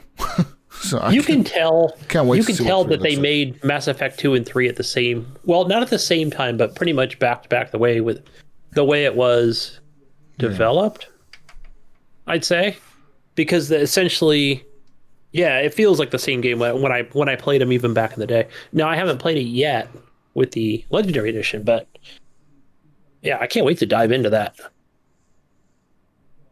And meet the crew again, and Miranda, and everybody. Miranda looking better than ever now. Mm-hmm. Yeah, I'm like, God damn, she's fucking all of them. Who the fuck? Yeah. Who is this chick? Yeah, that's Miranda. That's Miranda, all right. Wasn't she in that show Chuck? Whatever her real name is. I don't fucking know. Was it Chuck she was in? I don't know. Oh, she's hot though. But yeah, anyways, so playing Mass Effect 2 now. Oh man, and I just met Tali and her crew, in that first missions. Mass Effect 2 has a real strong start. Like the way that game opens up with like just in that first scene when you're walking through and you see the planet above you and you hear they're fucking breathing through the helmet or whatever, and then you're like walking really slow through space and everything's quiet. And you look up and you see this huge planet above you. It's such a beautiful shot. It's such a cinematic, like, fuck yeah moment. Like, holy shit, this is going to be epic fucking moment. You know what I mean? Like something Mass Effect 1 didn't really have in the opening scene. Whereas Mass Effect 2, they just went like, you know what? Fuck it. We're going to make this shit epic, dude. And it was epic. Like, that opening scene was like, what the fuck? I forgot about that, how cool that scene was. Like, I legit did. When I was playing it today, I was like, man, that is such a cool scene. Like, it's so cinematic the way they did this, you know? But yeah, Mass Effect is really it's all I've been playing, dude. Like, I legit haven't done nothing else. I lost about $500 in crypto this week. Ouch. It's just pretty much all of it I had mined. So, yeah. I had mined about $500 worth of crypto, and it's all gone. It's all gone. What? Well, the crash happened, Gunny. Unfortunately, this week, or well, last week or whatever. Like I think we had a listener talk about. I think it was. Yeah, it was. It might have been Eric. There was a Jonathan's friend talked about that. There was a crypto crash. It's like right now, like a couple weeks ago. Let's take it back. 3 weeks ago, Gunny, one Bitcoin was worth $77,000 or whatever. Right now, a Bitcoin is worth about $29,000. So if you had one Bitcoin, you would have lost like $40,000 or $30,000 or $40,000 last week. Damn. Yeah. Yeah. It's just gone. Ooh. Legit, just gone. Just disappeared. Just gone. Doesn't exist anymore. Like, goodbye. We're goodbye. Now, this may be a great time to buy. It's not a financial advice for me, but it may be the greatest time to buy because it might go up again, but it also may never go up again. So, well, there's supposed to be. I saw an article. I didn't read the article where it talked about banks being able to purchase Dogecoin, where I think right now they can't. Well, no, it's not. But they will have banks. The ability. I don't know what that means. Maybe invest in it. The problem with Dogecoin is not a sustainable currency. Crypto, sorry, not Dogecoin, but just crypto in general. Yeah, Dogecoin is not a sustainable crypto. That has an unlimited cap, whereas Bitcoin has a cap. There's so many Bitcoins in the world. That's why a Bitcoin has a certain value, because there's only so many in the whole that exist or whatever. But as far as crypto, yeah, man, it's tough, you know, because like I told you like last week, it really is like gambling. You got to put the money in there that you're willing to just lose, because like the stock market, it's kind of like gambling. You got to be willing to lose that fucking money, man. Whether it's $100, whether it's $50, whether it's 1,000, 10,000, 100,000, $1 million you put in there, you got to be willing to say goodbye to that money. Like, it's just going to be gone literally in a day. And it can happen, and a lot of people it happened to in the last week. Like, legit, there's anti-suicide post on Reddit. Yes. For people to not kill themselves because they put all their money into Dogecoin. Because Dogecoin fucking crashed. Like, legit. Dogecoin went to, like... It was fucking ridiculous. Like, it lost, like... 90% of its value, dude. Like, legitimately overnight. Like, well, it was boom. I don't know who it crash. was. It wasn't Elon Musk. It might have been Elon Musk, but this was what, like a month and a half ago, or maybe even a month ago. Where was it him or his company cashed in? I don't know. It was like 700 million in Dogecoin or some shit to fund that. You know, the SpaceX or something. Yeah.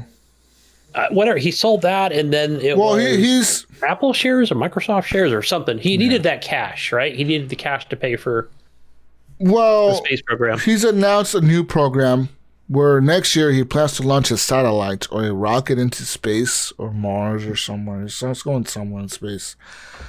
But it's going to be funded by people paying for it with Dogecoin. So you can legit go to a website, donate or give some of your Dogecoin to him so he can build this rocket that he's going to send to space. That's going to be the Dogecoin rocket, Gunny. Okay? That's what I was calling it. But even though it really has nothing to do... Oh, it does. No, it does. I mean, it was paid for by Dogecoin. It's paid for by Dogecoin. Like, that's what he said. He's like, I'm not funding this. He said, you guys are. The Dogecoin people, if you want to see this rocket go to the fucking moon, you pay for this shit, and we will send it to the fucking moon, Gunny, okay? Yeah. Anyways, Dogecoin is back up now. Well, not back up all the way, but it's up to about 30 cents. Where in last week, in like literally overnight, it went from, when was it? It went from about 40 cents to 24 cents. And that's to keep in mind, Gunny, like 4 weeks ago, Dogecoin was up to like 90 cents almost, dude. So imagine if you were riding that high and you bought in like at 50 and it goes down to 24, you lost like half your money. You know what I mean? Yeah. So that's too unstable for me personally. Some people, yeah. And like right now, Bitcoin is up to 35,000, which is still down 6% from yesterday. Ethereum is up to 2152, which is down 8% from yesterday. Pretty much all the big cryptos are down. All of them. Across the market, Gunny, so. Sorry, eh? Damn it. But yeah, Mass Effect is all I played. That's all I'm gonna be playing. And I might get Biomutant, but I haven't decided what I'm gonna get Biomutant on. Yeah, I'm not sure either when I'll pick up that game or Resident Evil 8. Should I buy Biomutant? I should just get this on the PS5, huh? It's gonna look prettier. It's gonna look much prettier. It's gonna look good on the PC. Yeah. I could push the maximum. I could maximize the PC graphics, but only. Yeah, I would check it. I would check to see what specifications there are. No, my PC. What it's capable of. Of course, yeah, but I would just see if it does have unlimited frames or whatever the fuck it's going to be. Oh wow, Biomutant only runs at 1080p on the PS5, Gunny. What the fuck is so this? It's upscaled? Yeah, the game will run at 1080p upscale to 4K when played on the PS5. In comparison, the Xbox One version of the game, the Xbox One, not the Series. No, the One. It's going to run at 4K 60 with the dynamic resolution. On the Series X, okay, we'll run at 4K 60 with the dynamic resolution on Series X. And the Series S will run at 1440p, 30 frames per second. Yeah, I'm getting on PC. yeah, PC. Fucking lame consoles. God, man, what the fuck, dude? Like 1080p, really? You know what? They just, I don't know why we've seen this time and time again, right? Wow. But this is what it is at launch, right? That's what it is at launch. Mm-hmm. I'm sure it'll be. It'll be 4K native. Why do these companies? Okay, I'm gonna go on a little rant here. Why does Sony and Microsoft? Okay, I know it's to take a jab at each other, right? When they talk about we could do our 4K 120 in our consoles, but let's be real, Gunny. Only like 6 games on the Xbox can do 120. And that's like indie shit. Like I'm talking like... Yeah. What's that fucking one indie game that everyone loves on the Xbox? That fucking platformer trash game. Ori the Blind Forest. Whatever the fuck. Ori and the trash. Will of the Wisp. Wisp of the trash. Will of the fucking trash. Okay?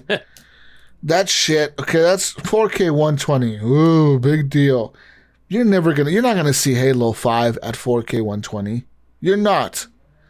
There's no fucking way Halo 5 is gonna run 4K 120 on the next X on the Series X. If they somehow get not Halo 5, I'm talking Halo 6, sorry, not Halo 5. Yeah. If Halo 6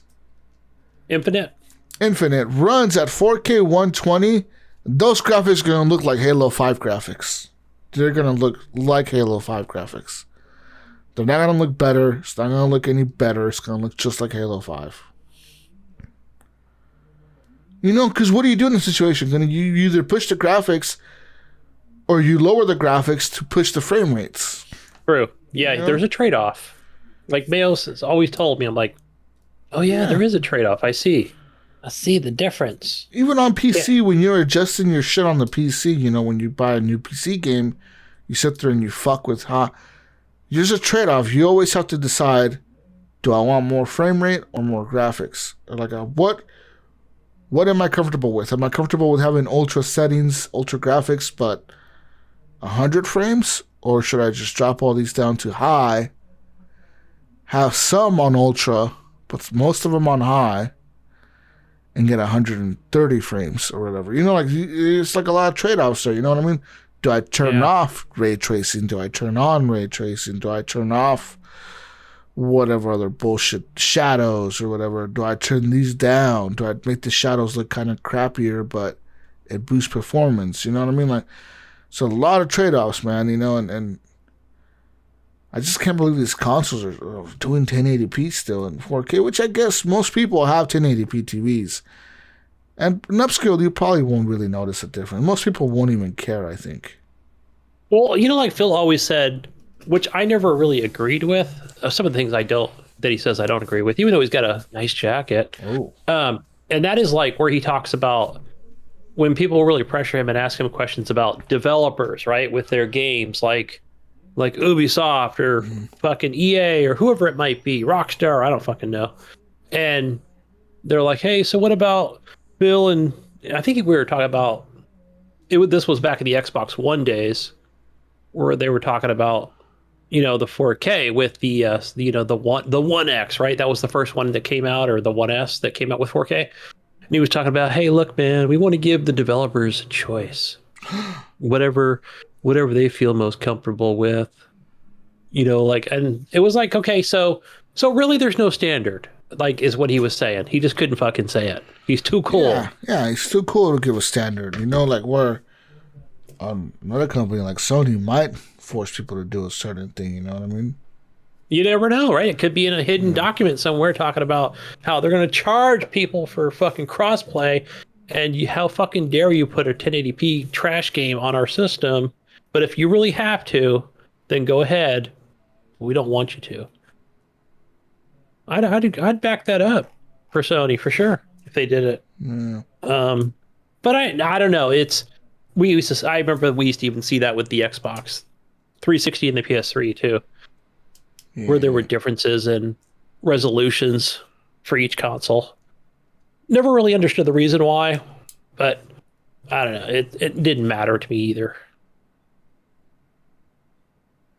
You know, it was always like, well, one's a trash box and one's a PlayStation, or it was like, we can't work with this chipset on the PlayStation like we can on the Xbox 3. Yeah, it's always something different. You know what the way here, you know what I say, Jesus? You know what I say? What? I've said it before on this show. Pay real close attention to what my buddy Phil's playing on. And Aaron Greenberg and Jesus Walks a Lot and Mayo and what are they all playing on? PCs that have really nice graphics cards.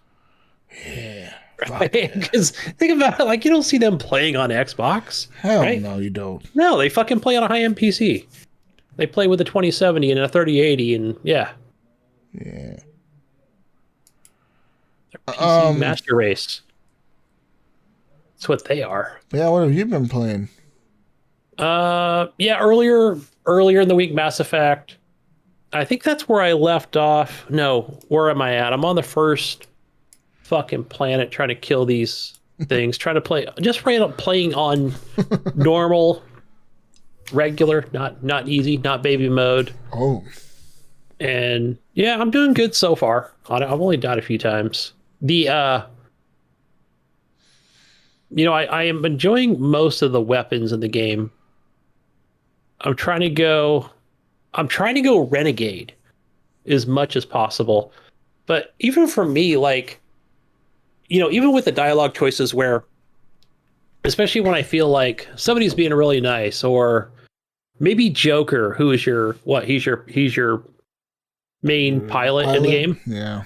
And, you know, and he's talking about Seth Green, right? And he's talking about, I feel like he's trying to be polite and say nice things about the commander or, you know, or whoever it might be.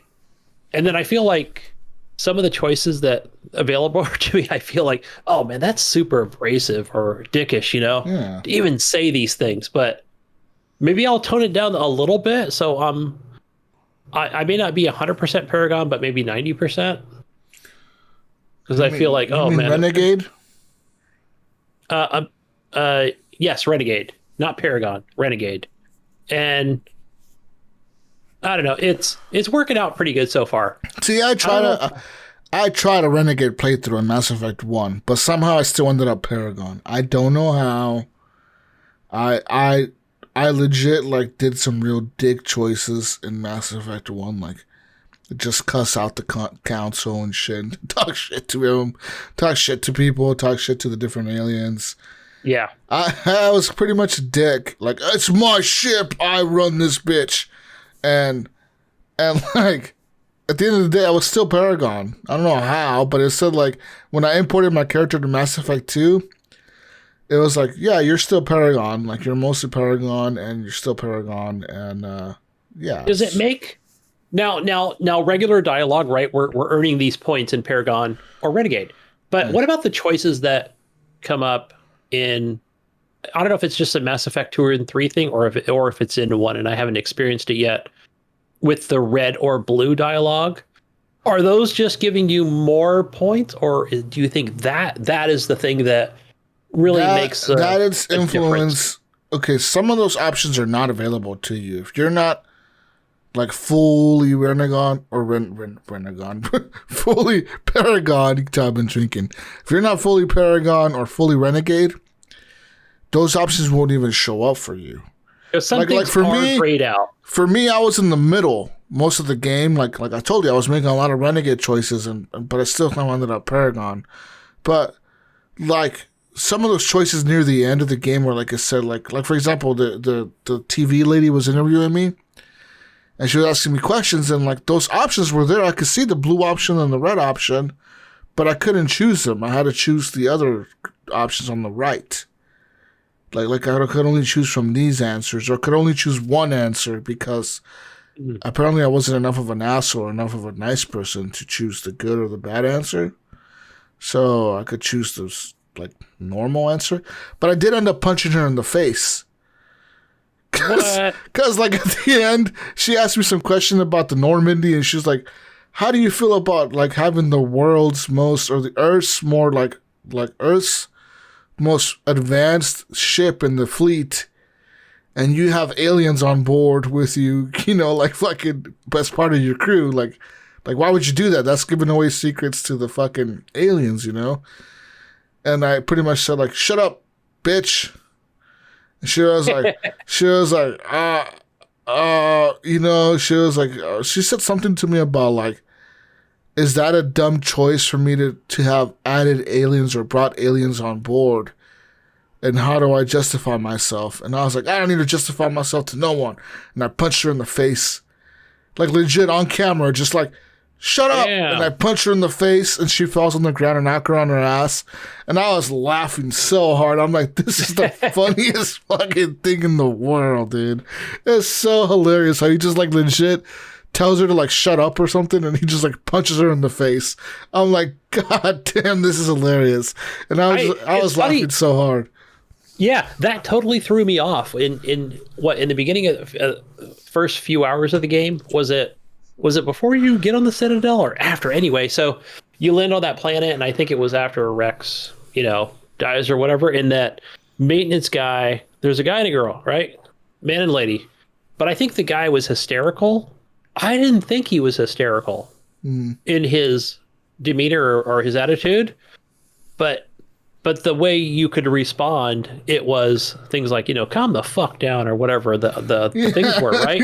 And I literally just like, Shepard is just standing there. He just bitch slaps the guy. Pop. Yeah. And I'm like, yeah, it threw me off. I was not expecting that. And then I think, because I had the controller in my hand. I'm playing with on the Xbox, and I'm like, because in Mass Effect 1, in Mass Effect 1 is hilarious because the characters are so stiff.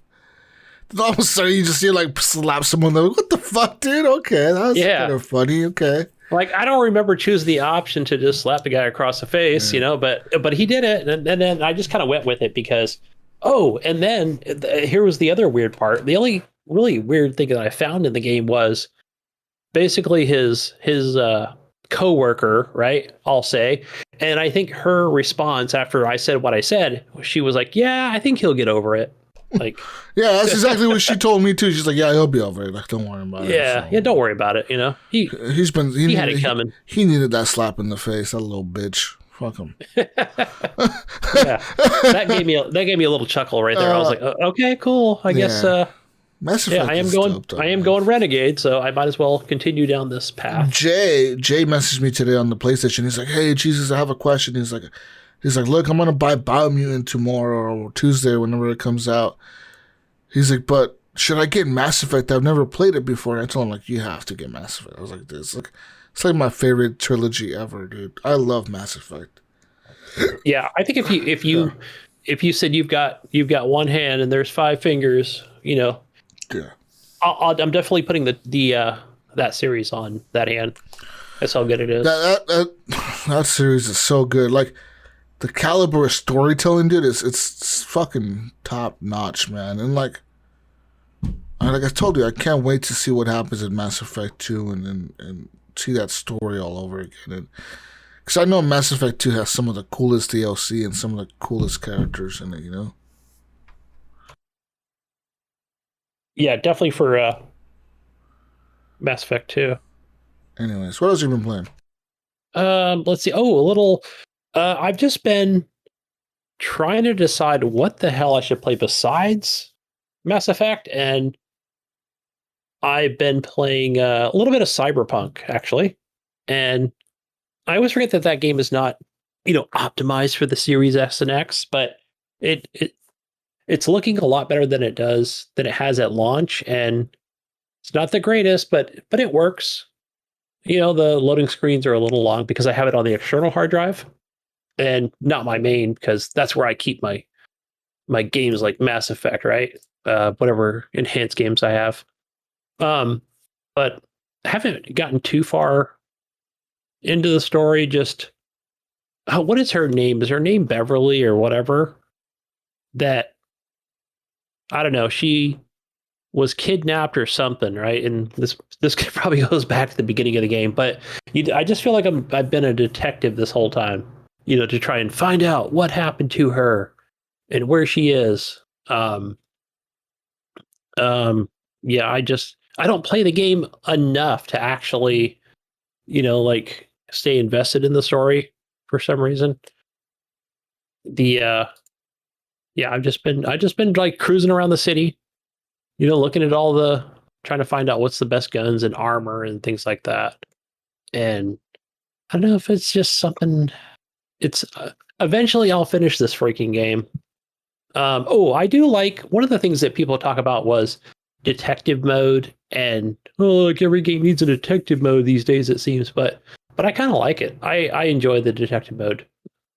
Like it probably stems from like other games like Batman and other things, but I think it's kind of cool. I feel like that's like the puzzles in this game is the detective mode.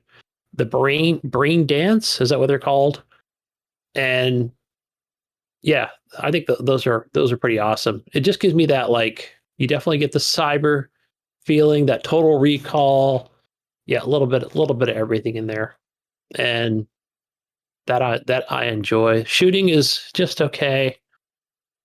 The vehicles, they're okay. They're all right. Not too bad. I think I'm just going to be there for the story, for the most part. Yeah, but man, I can't wait. When is that supposed to come? Is it supposed to be, what are we? We've got another week left in the month of May. They did talk about June as an enhancement time of, that they're going to enhance this game. But man, I hope that comes sooner than later. I can't wait. Cannot wait for that. I'll put it back on to my main drive for my Xbox Series S.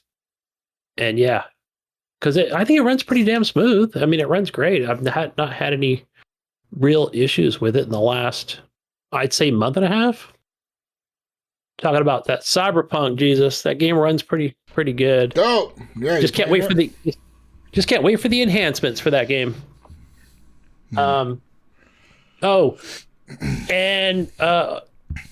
just the other two games I was kind of going back and forth on since I have been home this weekend. I've actually been I've been home. I've been able to like watch TV shows and play video games, and I was going back and forth on 7 Days to Die and City Skylines. I was kind of going back and forth on those. Gunny, see, I tried City Skylines on the PC. I just cannot get into it. Like the problem I think is you played it on Xbox first. That's the problem, maybe. I launched it on PC, and every time I go to that Steam page to launch, there's like 50 DLC packs that I could buy. And I just want that. I feel like if I don't own them all, I'm missing out. Whereas on the Xbox, where I was playing it on the Xbox, I had the season pass, so I had the current DLCs at the time. You know what I mean? Yeah. But on PC, there's just so many more DLCs. There's already like 12 DLC packs for that game now, dude. Probably more. And I think there's like a lot of it is just fluff or whatever. There's creator packs and all these different things. But if you just buy like the regular main shit, like the Parks Life or something, I think that's the last one that I purchased. I want the football stadiums. I want the fucking. So you could get like the main ones, right? Like get the main ones, like Parks Life. There's Nightlife one that has like clubs and shit. There's the Snow something or rather pack, or I forgot what that's called. Because I know the Nightlife. These things are like $5 or $9, or they're on sale sometimes too. But so what you do is you get those main ones, right? So we're talking about a game that like, if you strip it all out and call it vanilla, it's like $10 or $8 on sale. But yeah, if you start adding all the packs and stuff, we're talking like 30 or 40, right? So once you get all that stuff, and you can I just mod the fuck out of the game is what I do. And basically like, it comes with different roads and assets and, different looking train stations. And I try not to go too crazy on like, I'm going to put like trees by my train station in meticulous fashion. That's going to be, they're all going to be 1 centimeter apart. Like, no, I don't have time for that, but I'll try to make it look as nice as possible. Mm-hmm. And, I try to grow the city naturally.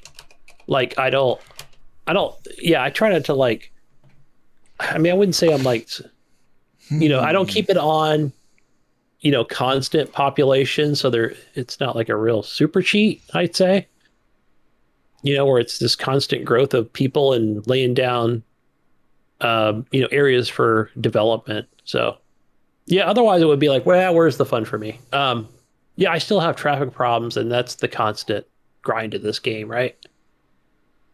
That keeps me going. That keeps me want to keep fucking playing this game. And sometimes I got to pull myself away from it and go play something like CyberPunk or Mass Effect, or, play my. Right now, all the DLC is on sale for 80% off. Yeah. Oh, fuck yeah, dude. Matter of fact, I might go in there and see what maybe I'm missing. I do stay away from like the music stuff because you can just play Spotify. Just play Spotify, right? I pay the $10 a month to Spotify, and I'll play it in the background while I play this game. And turn off the hobo music. I actually didn't call it hobo music. Some of it's actually pretty good. I might buy the bridges and piers and train stations. That just came out, actually. That bridges and piers. That's part of the content creator pack that just came out. And some of those guys are really, really, really, really good. If you watch Twitch, I might go on a stint where I watch those guys for like a fucking week straight. And then I'll be like, fuck that. I don't want to watch that anymore. I'll go watch Call of Duty or Warzone or something. I'm a weirdo, right? Jesus. But man, like they're so like, how do they make those? Those are really good. And people are super talented. Nice. There's like amazing work. Japan one, modern Japan. I didn't grab that. See, I'm just so much into the modded stuff, the free shit, man, you could really just make your city so pretty and nice, and and you got houses and trees and cars and so much to that game. Fun. But yeah, that's all I've been playing, I I'm think. gonna play some Cities Skylines tonight. You got me hyped. I know, it's like, no, like that game like pulled me Motherfucker, back I in or hate something. you. I hate you now. Anyways. Don't watch it on Twitch, dude. Otherwise it'll, No, I don't That's watch all. it. I just build. I just get in my imagination going like, oh, how do I fix? And, and it's not really the building I think that gets me. I think it's the problem fixing that gets me. Like, because sometimes like I'll sit there and I'm like, okay, how do I get enough firemen to cover, like fire stations to cover this area of the city? Or like, there's like a lack of water flow going this way. How do I make the river pump enough water out of the river to get enough water to my people, but have enough water still in the river so people can use the river as a recreational?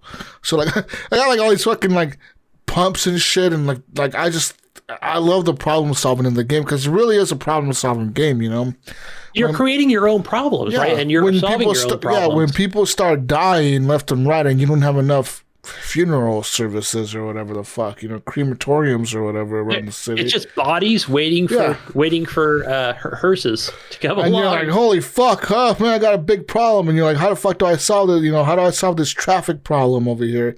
And you realize like one part of the city is really congested. There's a lot of traffic. So you're like, okay, do I make this a one-way road now? Do I expand this road? Do I make a bus lane just for the buses to get through?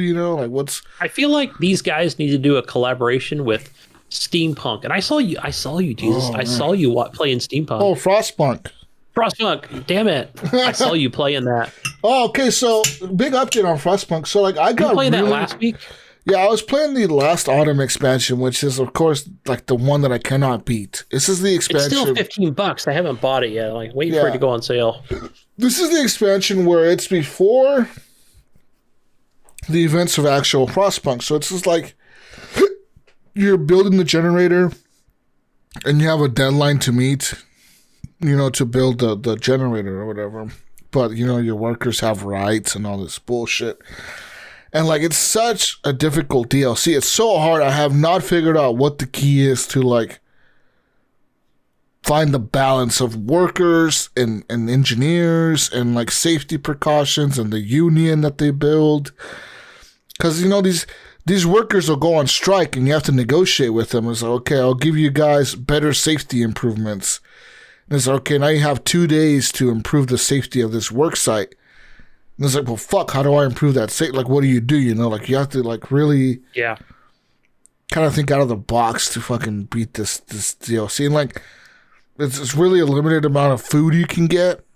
And there's also, like, a limited amount of resources. You can get wood, metal, and shit, but, like, it's really limited. So, like, it's hard to, like, manage all that. It's, like, homeless people and there's people dying, and that lowers the motivation of the workers. And it's a really hard DLC, man. Like, this DLC is difficult. I feel like the DLC is more difficult than the main game. like the main game, I feel like I can actually get in there and beat it because I think I figured out the trick to the main game. You know what I mean? Yeah. But as far as the actual DLC, I haven't figured out what the trick is. Like, okay, what am I doing wrong that I haven't figured out yet, and I don't know what it is.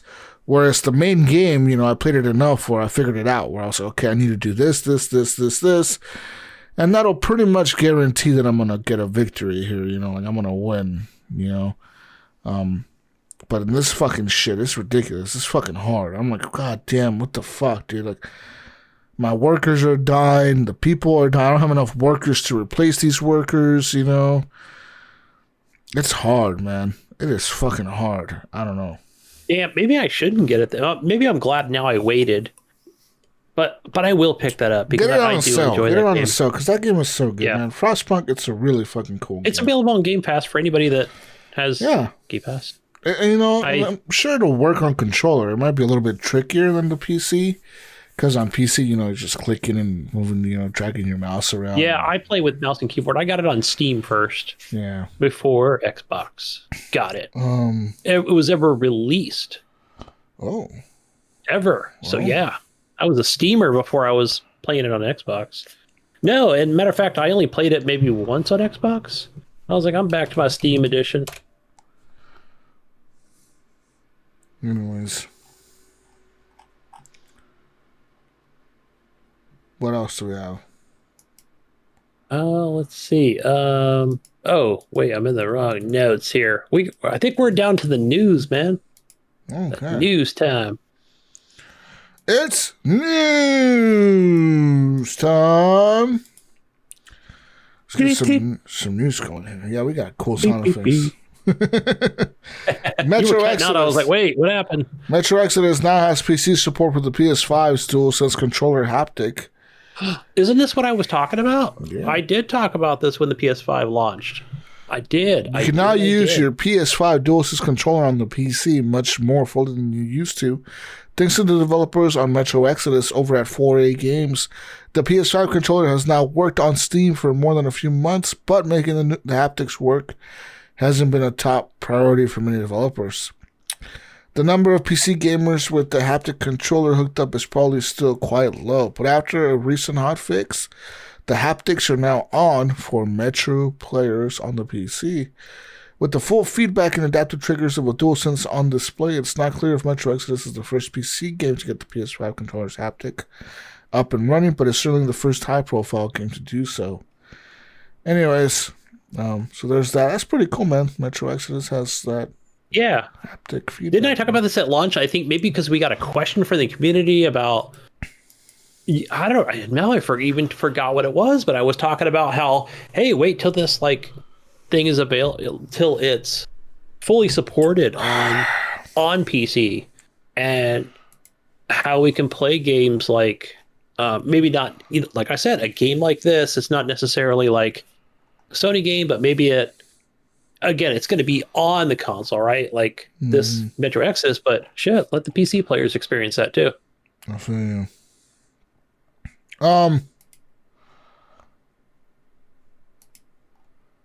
Anyways, what I mean. Let's move on to some more news. Microsoft and Bethesda will reportedly hold a joint summer conference in June. Of course, as we all know, Microsoft Corporation acquired Bethesda Studios, ZeniMax fucking mom or dad, whatever you want to look at it as, parent company, ZeniMax.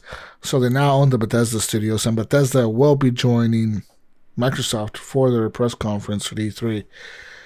So this is, rapidly coming up, Gunny.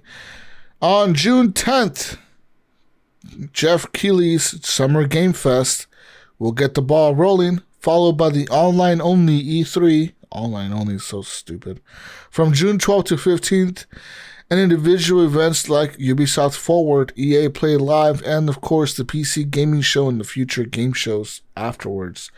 Says here, Microsoft and Bethesda will also return with online presentations this year, according to Le Figaro report. This year they'll be doing a joint event. Specifics were not revealed, although Matt Booty, the head of Microsoft Studios, said it will take place in a few weeks, dropping right into the meaty party of the big summer games. So, anyways, personally, I'm not really looking forward to E3 this year. I think that online only is kind of fucking lame.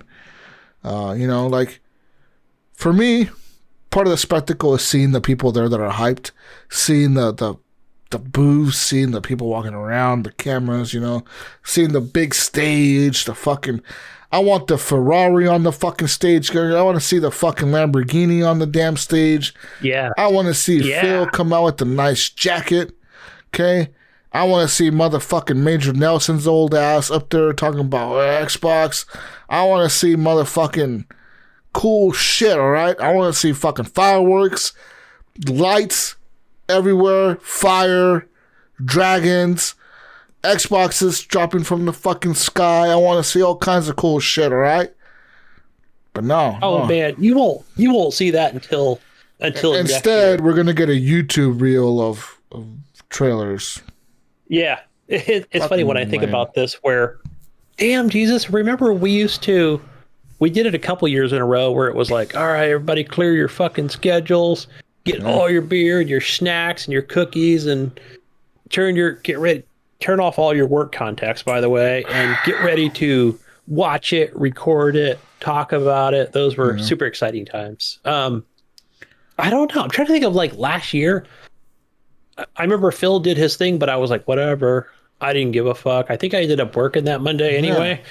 And it was like, okay, I guess I'll see some highlights and what they talked about and what was said, and can I just see some gameplay and some good trailers? And there was some good shit that came out from that stuff last year, but a few things I'd say, nothing super exciting. Oh, but I think no, I think the article came out because people are always talking about how, to see if like Bethesda's gonna do anything different from Microsoft. I don't know why there was even talk of that, to just see how they act as a developer, or no, as a publisher, right? Because Microsoft's the publisher. Know your place, Bethesda, right? I think that's the whole thing where, like Microsoft's the publisher now, people. They're the parents. You've just come into the fold, under the wing here, man. As far as Starfield goes, yeah, I think we're going to see a trailer, maybe a teaser trailer. I don't think we're going to see a release date for it. And if we do, even if we did, and they said, "Hey, everyone, we're looking at like spring of 2022," that's still going to get pushed, right? That like. Yeah. I know I'm a real Debbie Downer when it comes to like that sort of thing, but that's just my take on it. I don't know. I'd love to be shocked and be like, "Hey, man, this game's coming out in fucking November. Get your wallets ready." But what do you think about this? We haven't seen like an inkling of gameplay. Yeah, I mean, so yeah, it's whatever, dude. It hasn't been talked about how big the game's gonna be, right? Even.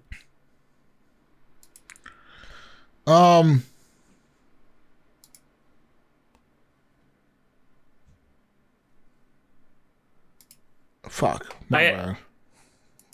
No, I was gonna say, if you were gonna go on to that Apple article, I don't know. I just kind of threw that in there, but I still read it and I still don't understand what it means. But the Apple versus Epic thing. I just couldn't find a better one on that whole shenanigans with those two guys, those two big tech giants. Unless there's anything off the top of your head you can think of that you'd rather discuss on that between those two. Nah, they're pretty much still fighting. Well, I don't know. We'll see what happens. Personally, like I said, who knows what's gonna happen between them, dude. Yeah, it's whatever.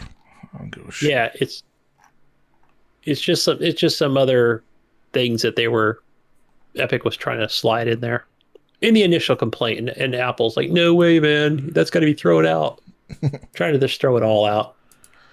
Let's talk about Microsoft Game Pass subscribers. Bad news for them. When EA Play joined Xbox Game Pass, gamers discovered a clever pricing loophole. It was possible suddenly to save a ton of money on Microsoft's premier subscription service, Game Pass Ultimate.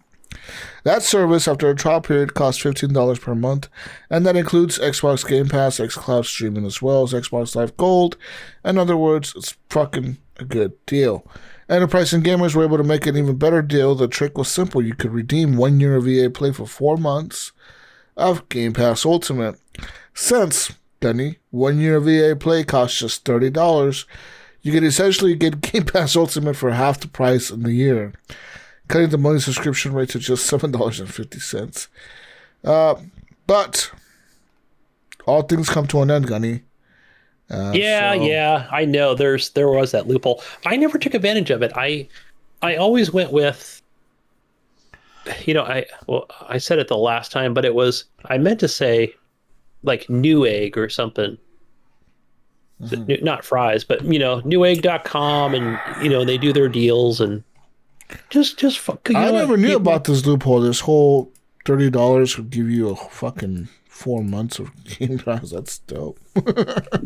Yeah. Every time somebody always mentioned it, like, "Hey, make sure you do that," or something. Whatever groups I was in, and I was like, yeah, but I think I just do I usually do a once a year purchase, and it lasts me a couple years. whether it's through like a Newegg thing or through who else did I get it through? I don't know. I'm trying to think if it was Target or Best Buy or somebody, like whatever. You can purchase those cards or those codes for on the cheap. Holy shit. There's usually one in the summer, so we might see something coming up, and then we'll see it again in at the holidays. So we'll get a couple opportunities. A few, maybe, I hope, because I know we saw some people in our group, like Don Bennett was talking about her, her subscription running out. Yeah, Don, maybe hold. If Don, if you're listening, hold off on that, because I want to say that it was last year. I think mine was expiring around this time, and I ended up. What I did was, I ended up paying for. I went to a month to month, right? Is what happened, was because that time ran out, and so I went month to month. I might have paid for 2 months, right? So I initially paid like the 15 1 month and 50 the next, and then Sean posted the deal on whether it was Slick Deals or or Newegg, and I was like, yes, I'm jumping on that. Give me that for a whole year. So that's what I recommend. Glad I waited. I was patient. When does Chivalry 2 come out? This is going to be a pretty dope game. I don't know, but I keep getting codes for that game, and I never get the chance to freaking play the beta. Mm-hmm. I feel like I've been getting those things for a year. So it's supposed to be out last month on the 23rd, but obviously it's been delayed. Like everything else. Yeah. No news of when the release date will be. I can check my email. An open beta, though. This is good news, actually. We got an open beta this week coming up on the 27th.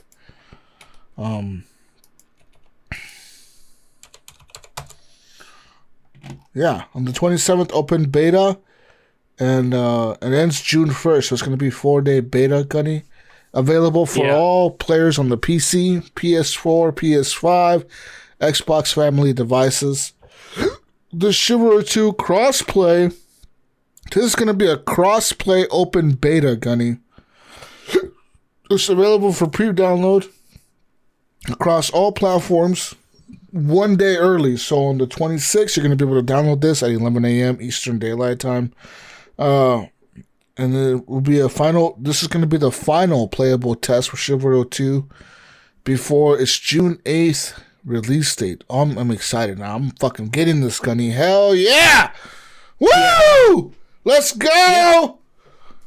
I was getting them like every week. I don't know if you were getting the same ones or not. Yeah. Who do I even get these from? This is from Torn Band Studios that I get these. Let me give you some news here, Gunny, about the highlights. Bullet point 1. Beep, beep, beep, beep. The slaughter of Coxwell. The Mason. What? The slaughter of Coxwell. The Mason Order seeks to make a brutal example of the peaceful village of Coxwell after it declared support for Oregon. Coxwell. Yikes.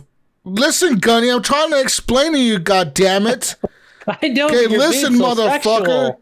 The Mason Order, the Mason Brotherhood of fucking knights, seeks to make a brutal example of the peaceful village of Coxwell after it declared support for Argon II, that tyrant fucking king. Fuck Argon II. You must burn the village, breach the gate, steal the gold, and kill all the soldiers in the slaughter of Coxwell. The Battle of Dark Forest, Agathian forces lie in wait, ready to ambush the Mason army that marches forth to kill the Duke of Fogburn Keep, destroy the barricade, push the convoy, capture and hold the gatehouse, and kill the Duke. The Siege of Rudhelm. After weeks of siege, Agathian forces begin a final assault upon a Mason stronghold defended by the Mason heir. Push the siege towers, capture and hold the gatehouse, burn the tents, push the siege ramps, capture and hold the courtyard, and take down the heir to achieve victory. The Battle of Wardenglade. This is the armies of Mason Order and Agathian Knights will meet in an evenly matched open field of battle. This is a team deathmatch mode. There's going to be a tournament ground. This is where elite warriors of the Mason Order and the Agathian Knights will fight for supremacy and adoration of the crowds. There's going to be a free-for-all. So that's going to be pretty much a free-for-all. Everyone kills each other. No last man standing wins. Yep. There's going to be full customization in this open beta. Customize your in-game appearance and unlock a wide variety of cosmetic options as you earn experience with each of the game's 4 base classes and 12 subclasses. There's also going to be dual servers available for the PC only. Players can choose to enter special servers set up for players looking to hone their one-on-one dueling skills with other players. Nice. Participants will be asked to abide by the honor system and respect players aiming to focus on one-on-one duels only. A 64 or 40-player server option. Experience the chaos of epic medieval battlefields. Change charge forth to the front lines of battle and experience true mass scale combat supporting up to 64 players, designed to capture the intensity and scope of the Battle of the Bastards from Game of Thrones. For players interested in more strategic battles requiring more communication and teamwork, there's options to join a 40-player server for teams. Objective modes will also be available. And same platform parties. Players can now group up and form a party on the same platform before joining a crossplay match. It says here, note to the console players. PlayStation users will be able to access the open beta for free, without a PlayStation Plus subscription required. But Xbox users will require an Xbox Live Gold subscription to play this open beta. Dun, dun, dun. What happened to play without subscriptions, Phil? Huh? Oh, yeah. What happened to that? Fucking Phil making you pay to play a free open beta. Trash box 1. Fucking didn't they say Box Series X? That's the Serious X, man. It's serious. It's no, I think that's weird that they would do that because literally they just changed everything within the last 30 days or longer. Where everything's free to play now, literally free to play as long as you have an account with Xbox. Anyways. But that could be an exclusive beta. But I've been getting all the PC tech tests and the alphas, and don't share screenshots or nothing for the game, so I can't talk about it. That's for the last year. I've been an insider just in the Banner Studios. Chivalry 2. Oh, yeah. Anyways, wanted some more news here. The Rig Pro Compact Gunny is the first Dolby Atmos Xbox controller is out now. Nacon has announced that the Rig Pro Compact, that's a stupid name for a controller, is now available online at GameStop and Walmart for a mere price of $49.99, Gunny. This controller is officially licensed for the Xbox and Series X and S and the Xbox One. It is also sold exclusively at stores in Canada. Black and white versions of the controllers are available. For those who do not know of any of these two companies, Rig Gunny is a premium gaming accessory brand and the leader in tournament audio for professional gaming. Rig introduced the first stadium-class esports headsets back in 2012, and it is trusted by sound stage professionals, Gunny, team coaches, and pro players during league and live events worldwide. In 2020, Nacon acquired Rig. Nacon is the leading video game developer and designer of premium gaming accessories, including the Compact and Revolution series of controllers for consoles and PC. But the Rig Pro Compact is the first controller in the world to feature Dolby Atmos for headphones. Dun, Whoa. dun, dun. Dolby Atmos. I'm trying to look it up. Listen, Gunny. Just listen. All you gotta do is listen, Gunny. Dolby Atmos surrounds the player with game audio, allowing them to respond quickly and more reliably when they can sense the location of their attacks. Aside from Dolby Atmos, the Pro Compact provides players with an optimal form factor and an unrivaled rate of customization. Gamers can customize their controller by remapping keys, adjusting the trigger sensitivity, and manipulating dead zones using the dedicated Pro Compact app. Pro Compact owners can enjoy Dolby Atmos for headphones by downloading the Dolby Access app from the Windows Store onto their Xbox consoles or Windows 10 PC. When you simply plug in the controller via USB and connect a headset to experience immersive audio while gaming, Gunny. Nice. Are you excited for this, Gunny? You want this Rig Pro Compact controller? Oh man, I don't know. I have to see it in action. It looks like so it looks like a PlayStation controller, but with the Xbox button layout. That's exactly what it is. So it's the size of a PlayStation controller, like the smaller form factor. Yeah. But it looks like an Xbox controller, so it has the same button layout as an Xbox controller. But the triggers are not. You know how on Xbox controller the triggers are usually lower than the LBRB or whatever. Correct. Yeah, or like the right right stick is more lower. Yeah, or whatever the fuck, like this is kind of more whatever. It's more like a PlayStation controller.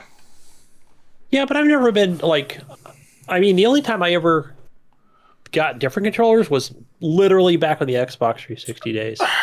It's never been like, oh, I need a SCUF controller to play Destiny or Warzone or anything like that. Maybe because I'm not into shooters that much, but no, I'm gonna say no because it's something I'd be interested. You know what? The next thing I'm interested in is the PlayStation 5, right? That controller, right? I know I'm the Xbot over here, but I'm like, no, literally, the one thing I wanted to get today when I went into the mall, Jesus, was it today or yesterday? I can't remember. I think it was yesterday. That shop, man, that vaccine, it messed me up. Is the Xbox wireless headset, the new one? Okay. Because I have Dolby, whatever Atmos, and I paid that whatever fucking fee it was when that was back on Xbox One. What was that thing, like 20, 30, 40 bucks? It's a one-time purchase license fee. You either get that or as a Sonic or, or standard fucking listening. But no, it's the first time I've ever seen these rigs. They don't look like very, very solid headsets, so I don't know about their controllers. I know now I'm looking at racing chairs and everything over here. Oh my god, I want one of those. No, just give me a standard controller or or like you said, something innovative, like a PS5 controller. Take it any day. Speaking of the PS5, the last piece of news I have for you, Gunny. Terminator Resistance Enhanced. PS5 load times are insane! Says your Terminator Resistance Enhanced is out as a free upgrade for the PlayStation 5. While the visual upgrade is not that significant, the load times are eye-opening. Reef Entertainment might have failed with the initial launch of Terminator Resistance on the last generation of consoles and PC, but they have improved the game a lot since then with post-launch updates. The PS5 updated version is now available free of cost to the original owners and offers plenty of improvements from visuals to quality of life, but perhaps the biggest one is load times. So, the load times are barely 3 seconds long on the PS5, while they can take as long as a whole minute on the PS4. That is a massive difference, And also, while the PS4 version only runs at 900p, And the PS4 Pro version supports 1620p. Wait, the PS4, what the fuck? Well, the PS4 version runs at 900p. The PS4 version supports 1620. What the fuck? Who wrote this article? It's a fucking 1080p, you mean? Or I don't know. It says here they're non-existent. You know, the jaggies are non-existent on the PS5, and there's other visual improvements, include better shadows, parallax occlusion mapping, and better reflections. It says here, runs at 60 frames on the PS5. Terminator Resistance is enhanced. It's available now for the PS5. And I don't know. yeah, nobody bought that game. What is this game? What is this game? Is it good? No, I don't think so. I think I watched a little bit on Twitch, or I went to see, so whatever it was, a review on YouTube, and people were like, "Yeah, this game is not very good," or it's just like the most boring shooter ever. So nobody bought it. Huh. Yeah, like literally when it came out, I was like, "Oh yeah, that game came out. I forgot." What do? You just shoot the Terminators? Pretty much, that's what you do. Yep. Well, okay. That's it. Like literally, this is like the second game in the series since it came out on the last generation. It was like the world's most easiest 1,000 achievement points or whatever, or trophies. Oh, was it? Yeah, the last one that came out like years ago. But I wonder if this one's the same, or if they changed it.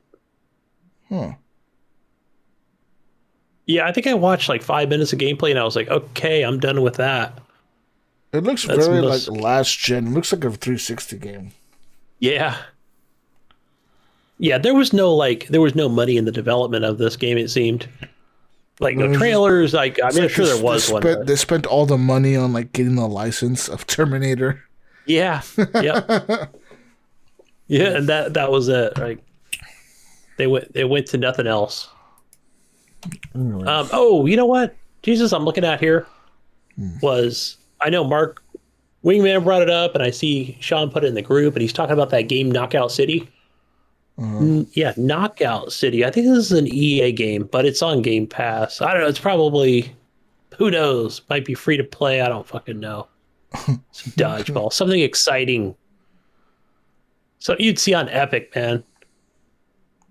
But it's Dodge Brawl, not Dodge Ball.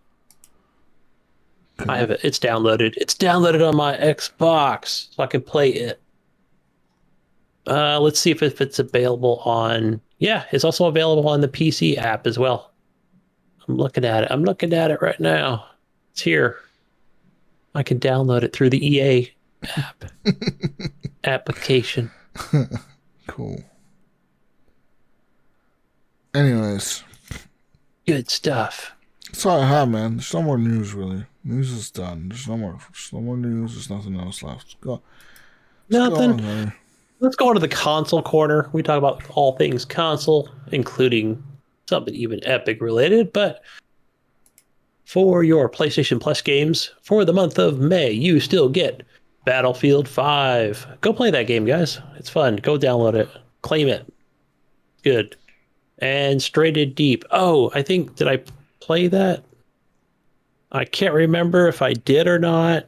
I want to say I started it, but I don't remember. Oh, I ended up playing, what the hell did I play?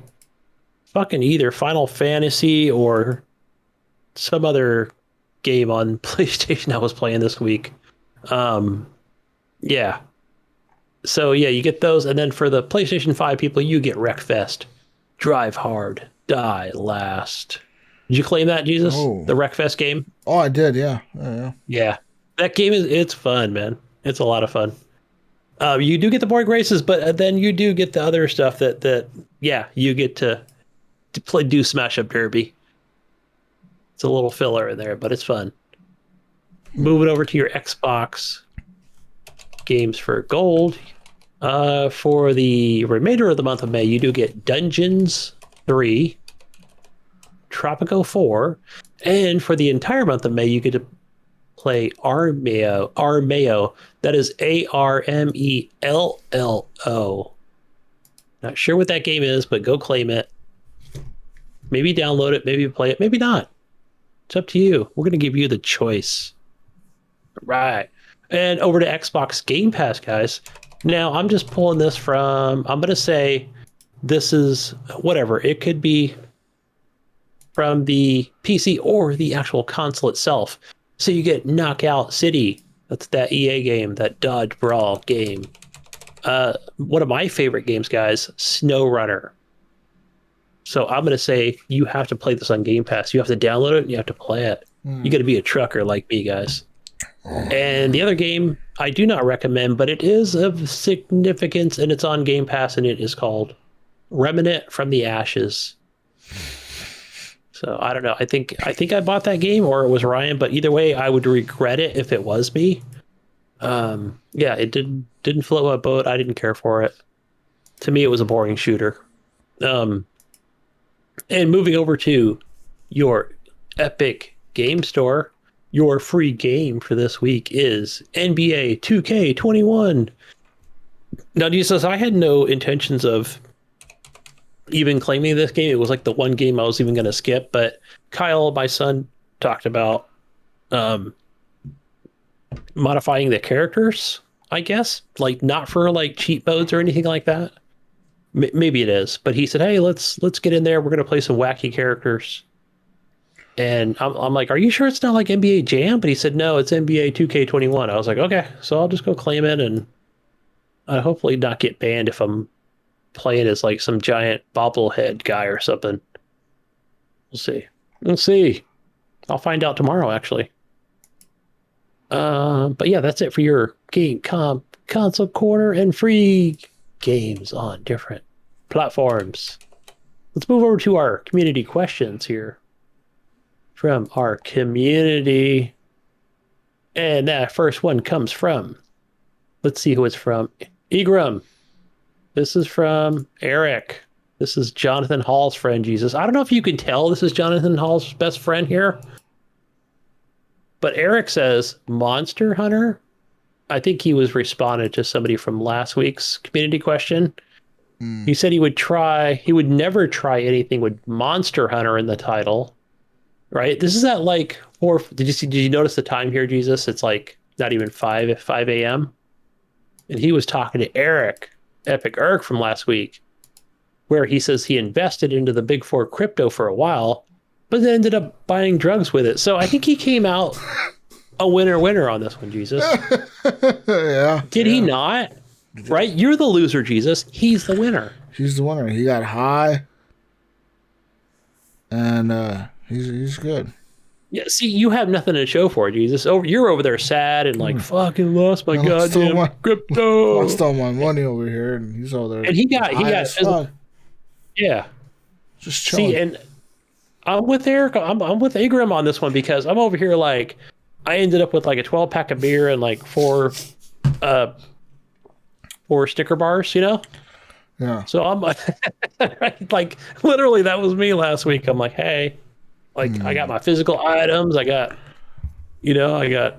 fat on all that beer and sugar, but Eric got high. So we're the winners, man. Yeah, because we didn't invest in Dogecoin or whatever, the crypto. Yeah. It was my point. J1220. Jason Sams, right? Is that who that is? He was talking about asking if anyone is buying Biomutant Day One. We mentioned it briefly. Yeah. He said he's been watching the development of this game for years and is pretty excited to get it on Tuesday.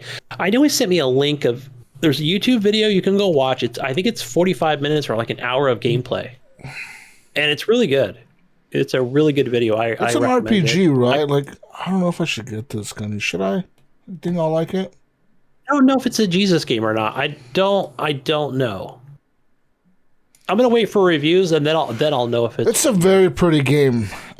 Like it is. Like hands down. Like just the screenshots and the graphic. The game is very fucking pretty, and it's a very.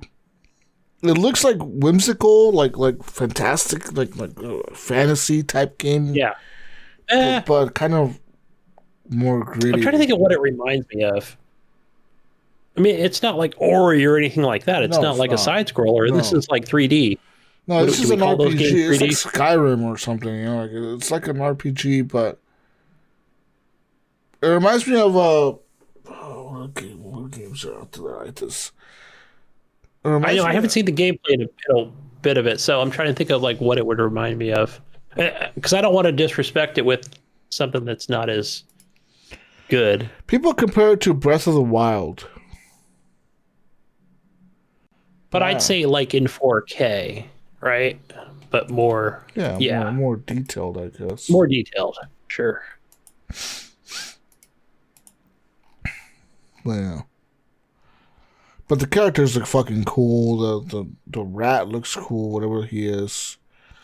You know, apparently you can mutate your character, which why it's called whatever the fuck it's called. What's it called? Biomutant. I know it reminds me of like what's the pinball table? Biomutant? Is that the name of the pinball table? Right? Yeah. But I think it's different for sure. Yeah. But I think that's is that all we have for community questions? Might be it. All right. Well, Did we have there might have been something on Facebook, but I didn't check. oh, come on, Gunny. No, I'm failing over here. What do we got? We got our feedback. I'm just trying to scroll down and see what we had because I'm not the Facebook guy over here. Any questions we had? I know somebody's gonna yell at me over on Discord this week. No, I don't see any questions. No questions. No, holy crap! I'm looking at gaming chairs. Holy shit! What are you doing? What the fuck are you doing? GTA 5 is coming to the next gen. Oh, is it? I was just thinking of that game today, because I was playing CyberPunk, and I'm thinking like man, I'm thinking this first person versus third, and I remember they did the update to that game where it did give you a first person view way back. I never played it in that first person view. I should, huh?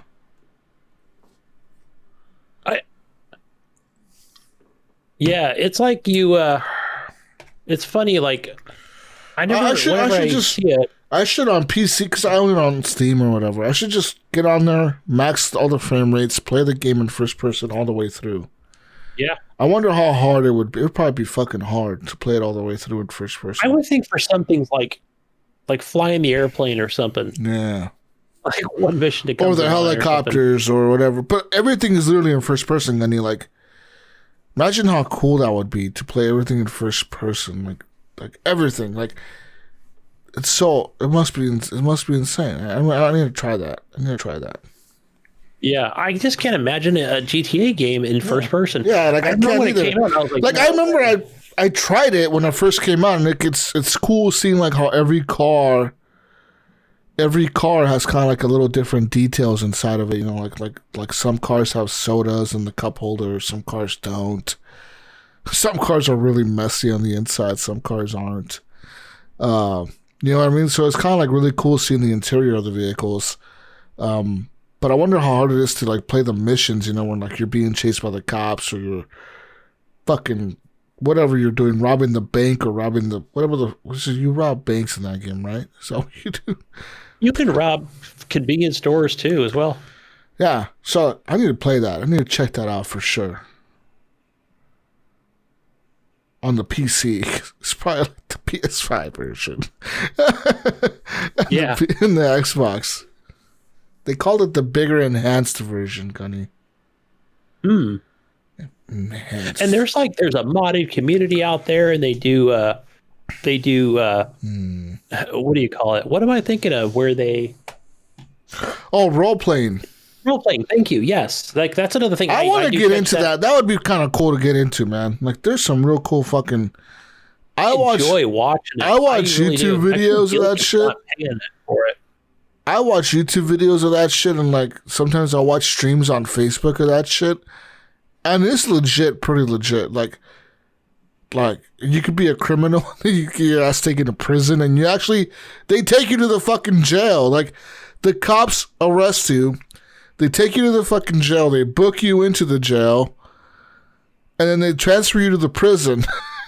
You spend your time in prison, and then you get out after so many hours, so many minutes or whatever, because they sentence you based on what you did or whatever. And like each month is however many seconds or whatever in the game, like if they sentence you to 3 months in prison, it's so many seconds inside the game, you know what I mean? Like okay, we're going to treat this as so many seconds. So you're out of the game, and they send your ass to prison, and then you get out of prison, and like, you're staying in the middle of the desert. Like, what the fuck? Like, yeah, okay, I'm out of prison now. Like, what do I do? You can steal a car and fucking go back doing your crazy shit that you were doing. And there's like legit people role-playing as cops. There's people role-playing as paramedics. There's people role-playing as criminals. Yes. Yeah, I watched some pretty cool stuff where I just wonder how, and thankfully for Discord, on how that all kind of comes together. It's tricky, but some of the when I talk about streamers or whatever, really pull it off. And probably a little bit more easier for somebody like YouTube, where they can edit down a video, where I kind of watch it in full time, or real time. Yeah. On Twitch. But very, very, very entertaining. Anyways. That one, and I think it's Arma 2 or Arma 3's, is it Alta Life? I think is what it's called. There's an actual modded community with role-playing. Yeah. Always wanted to be a part of that. Yeah, there's okay, I'm looking at an article right now. It says there's a few servers you can join, Gunny. One of the most popular one is called No Pixel. This is one of the hardest servers to join, with over 4,000 people applied. Oh, yes. It supports 32 players at a time. So, also, since the release of No Pixel 3.0, GTA 5's role-playing has been the most watched thing on Twitch, with people role-playing as cops or glitching everything inside as Johnny Silverhand from CyberPunk. Yeah, I've seen that too. Yep. Or Eclipse. This is another GTA 5's role-playing heavy hitters. This server hosts 200 players at one time. And so, yeah, it clearly lays out the crime factions you can join. And you can join anything from the Los Santos Irish Mob to the Clowns Gang. There's also spots for specific jobs, like a Los Santos Customs Mechanic or Los Santos Medical Services. Yeah. Anyways. That game has become like, a real... Like, it's become like the fucking Oasis almost, you know what I mean? Like you can do whatever the fuck you want in there, you know what I mean? Like, that's what it seems like to me. Yeah. I mean, it's not quite that MMO thing like Black Desert Online or... Yeah. That... or maybe even a fantasy sword and board style type MMO, but yeah, it's getting there. It's there. There's a bunch of other servers. There's one called GTA World. There's one called Mafia City. Yeah, there's a lot of different things in here. So, anyways, that's all we have for today, ladies and gentlemen. You can find Gunny where? Go find me on Xbox and Steam, and other places. Gamertag GunnyChief. One word. Over on the PlayStation, I am HGP_Gunny. Gunny. Where do we find that Mayo? Find him on everything as the Mayo01, on Steam as the Mayo, as everything on the Mayo. The Mayo. I'm the Mayo. I forgot what he was on Twitter. I was trying to link him. Mayonessa. He's Mayonessa on Twitter. No, he's not Mayonessa. He might be. I was like, was it Mayo 1? The one Mayo? the real Mayo? No, he's not the real Mayo, because that's Crash Fruit or something, isn't it? Yeah. I think you had mentioned that. But I was like, fuck it. I'll just put this link in our private chat, because I don't know his Twitter handle. Mayo. Because it wasn't coming up. You know how, like, Jesus, you ever go to an area where you're like, okay, I know I don't have the best internet coverage or what have you. So maybe like it will auto-populate the way things normally do when you're near home or work or in a metropolis. I was having that issue. It's like, what the hell am I doing? What the hell am I doing? What the hell? What the hell? Oh, you know what, Jesus? No, you know what? Never mind. I was going to say that I had messaged you guys yesterday about the Oculus Quest and the batteries and that thing. Oh, yeah, did you figure it out? Yeah, I figured it out exactly what you said. Because I was telling right here on the side or some shit. How the fuck? Yeah, like this thing slides off. Yeah, like that. Yeah. Just like that. Except mine are white. And yeah, like it was a little tricky to get those things. Because I saw like the video and it was talking about, I was like, where the fuck did they... this shit? And it's like, I had to go put my old man glasses on and then like pop those things off. Maybe because they're brand new, they're a little tighter, the plastic. But it just had 2 AA batteries or 1 AA battery in each controller thing, majigger. One thing about Mass Effect, real quick, Legendary Edition, is that this really cool, like, it was made by Dark Horse Comics. That is really cool, like, comic video type thing that plays in between Mass Effect 1 and 2 if you wanted to. Like, it'll ask you, do you want a recap? And then it'll recap all the choices and shit you made on Mass Effect 1 before you start Mass Effect 2. And it's actually pretty cool. It's actually, like, it's Commander Shepard narrating the story of what happened. And it's actually like this. It looks like a comic splash screen or whatever. Like it comes up on the screen, and you watch this video. It's like a 10-minute long fucking thing, though. You cannot skip it either. Once I started, I was like, you gotta start making choices. You have to make all the choices. I was like, fuck, I can't skip this shit. God damn it! I sit there and watch it for like 10 minutes. I was like, I just played Mass Effect 1. I know the choices I made, damn it. I don't want to watch this anymore. And it wouldn't let me skip it. It was like, no, you got to watch this whole fucking video now. Good luck. Yeah, so one of the things I recommend is definitely going to watch that on YouTube. Yeah. But it won't reflect the choices you made on YouTube. Right, but yeah, maybe it gives you a feel or an idea of what you're expecting if you do choose in the game.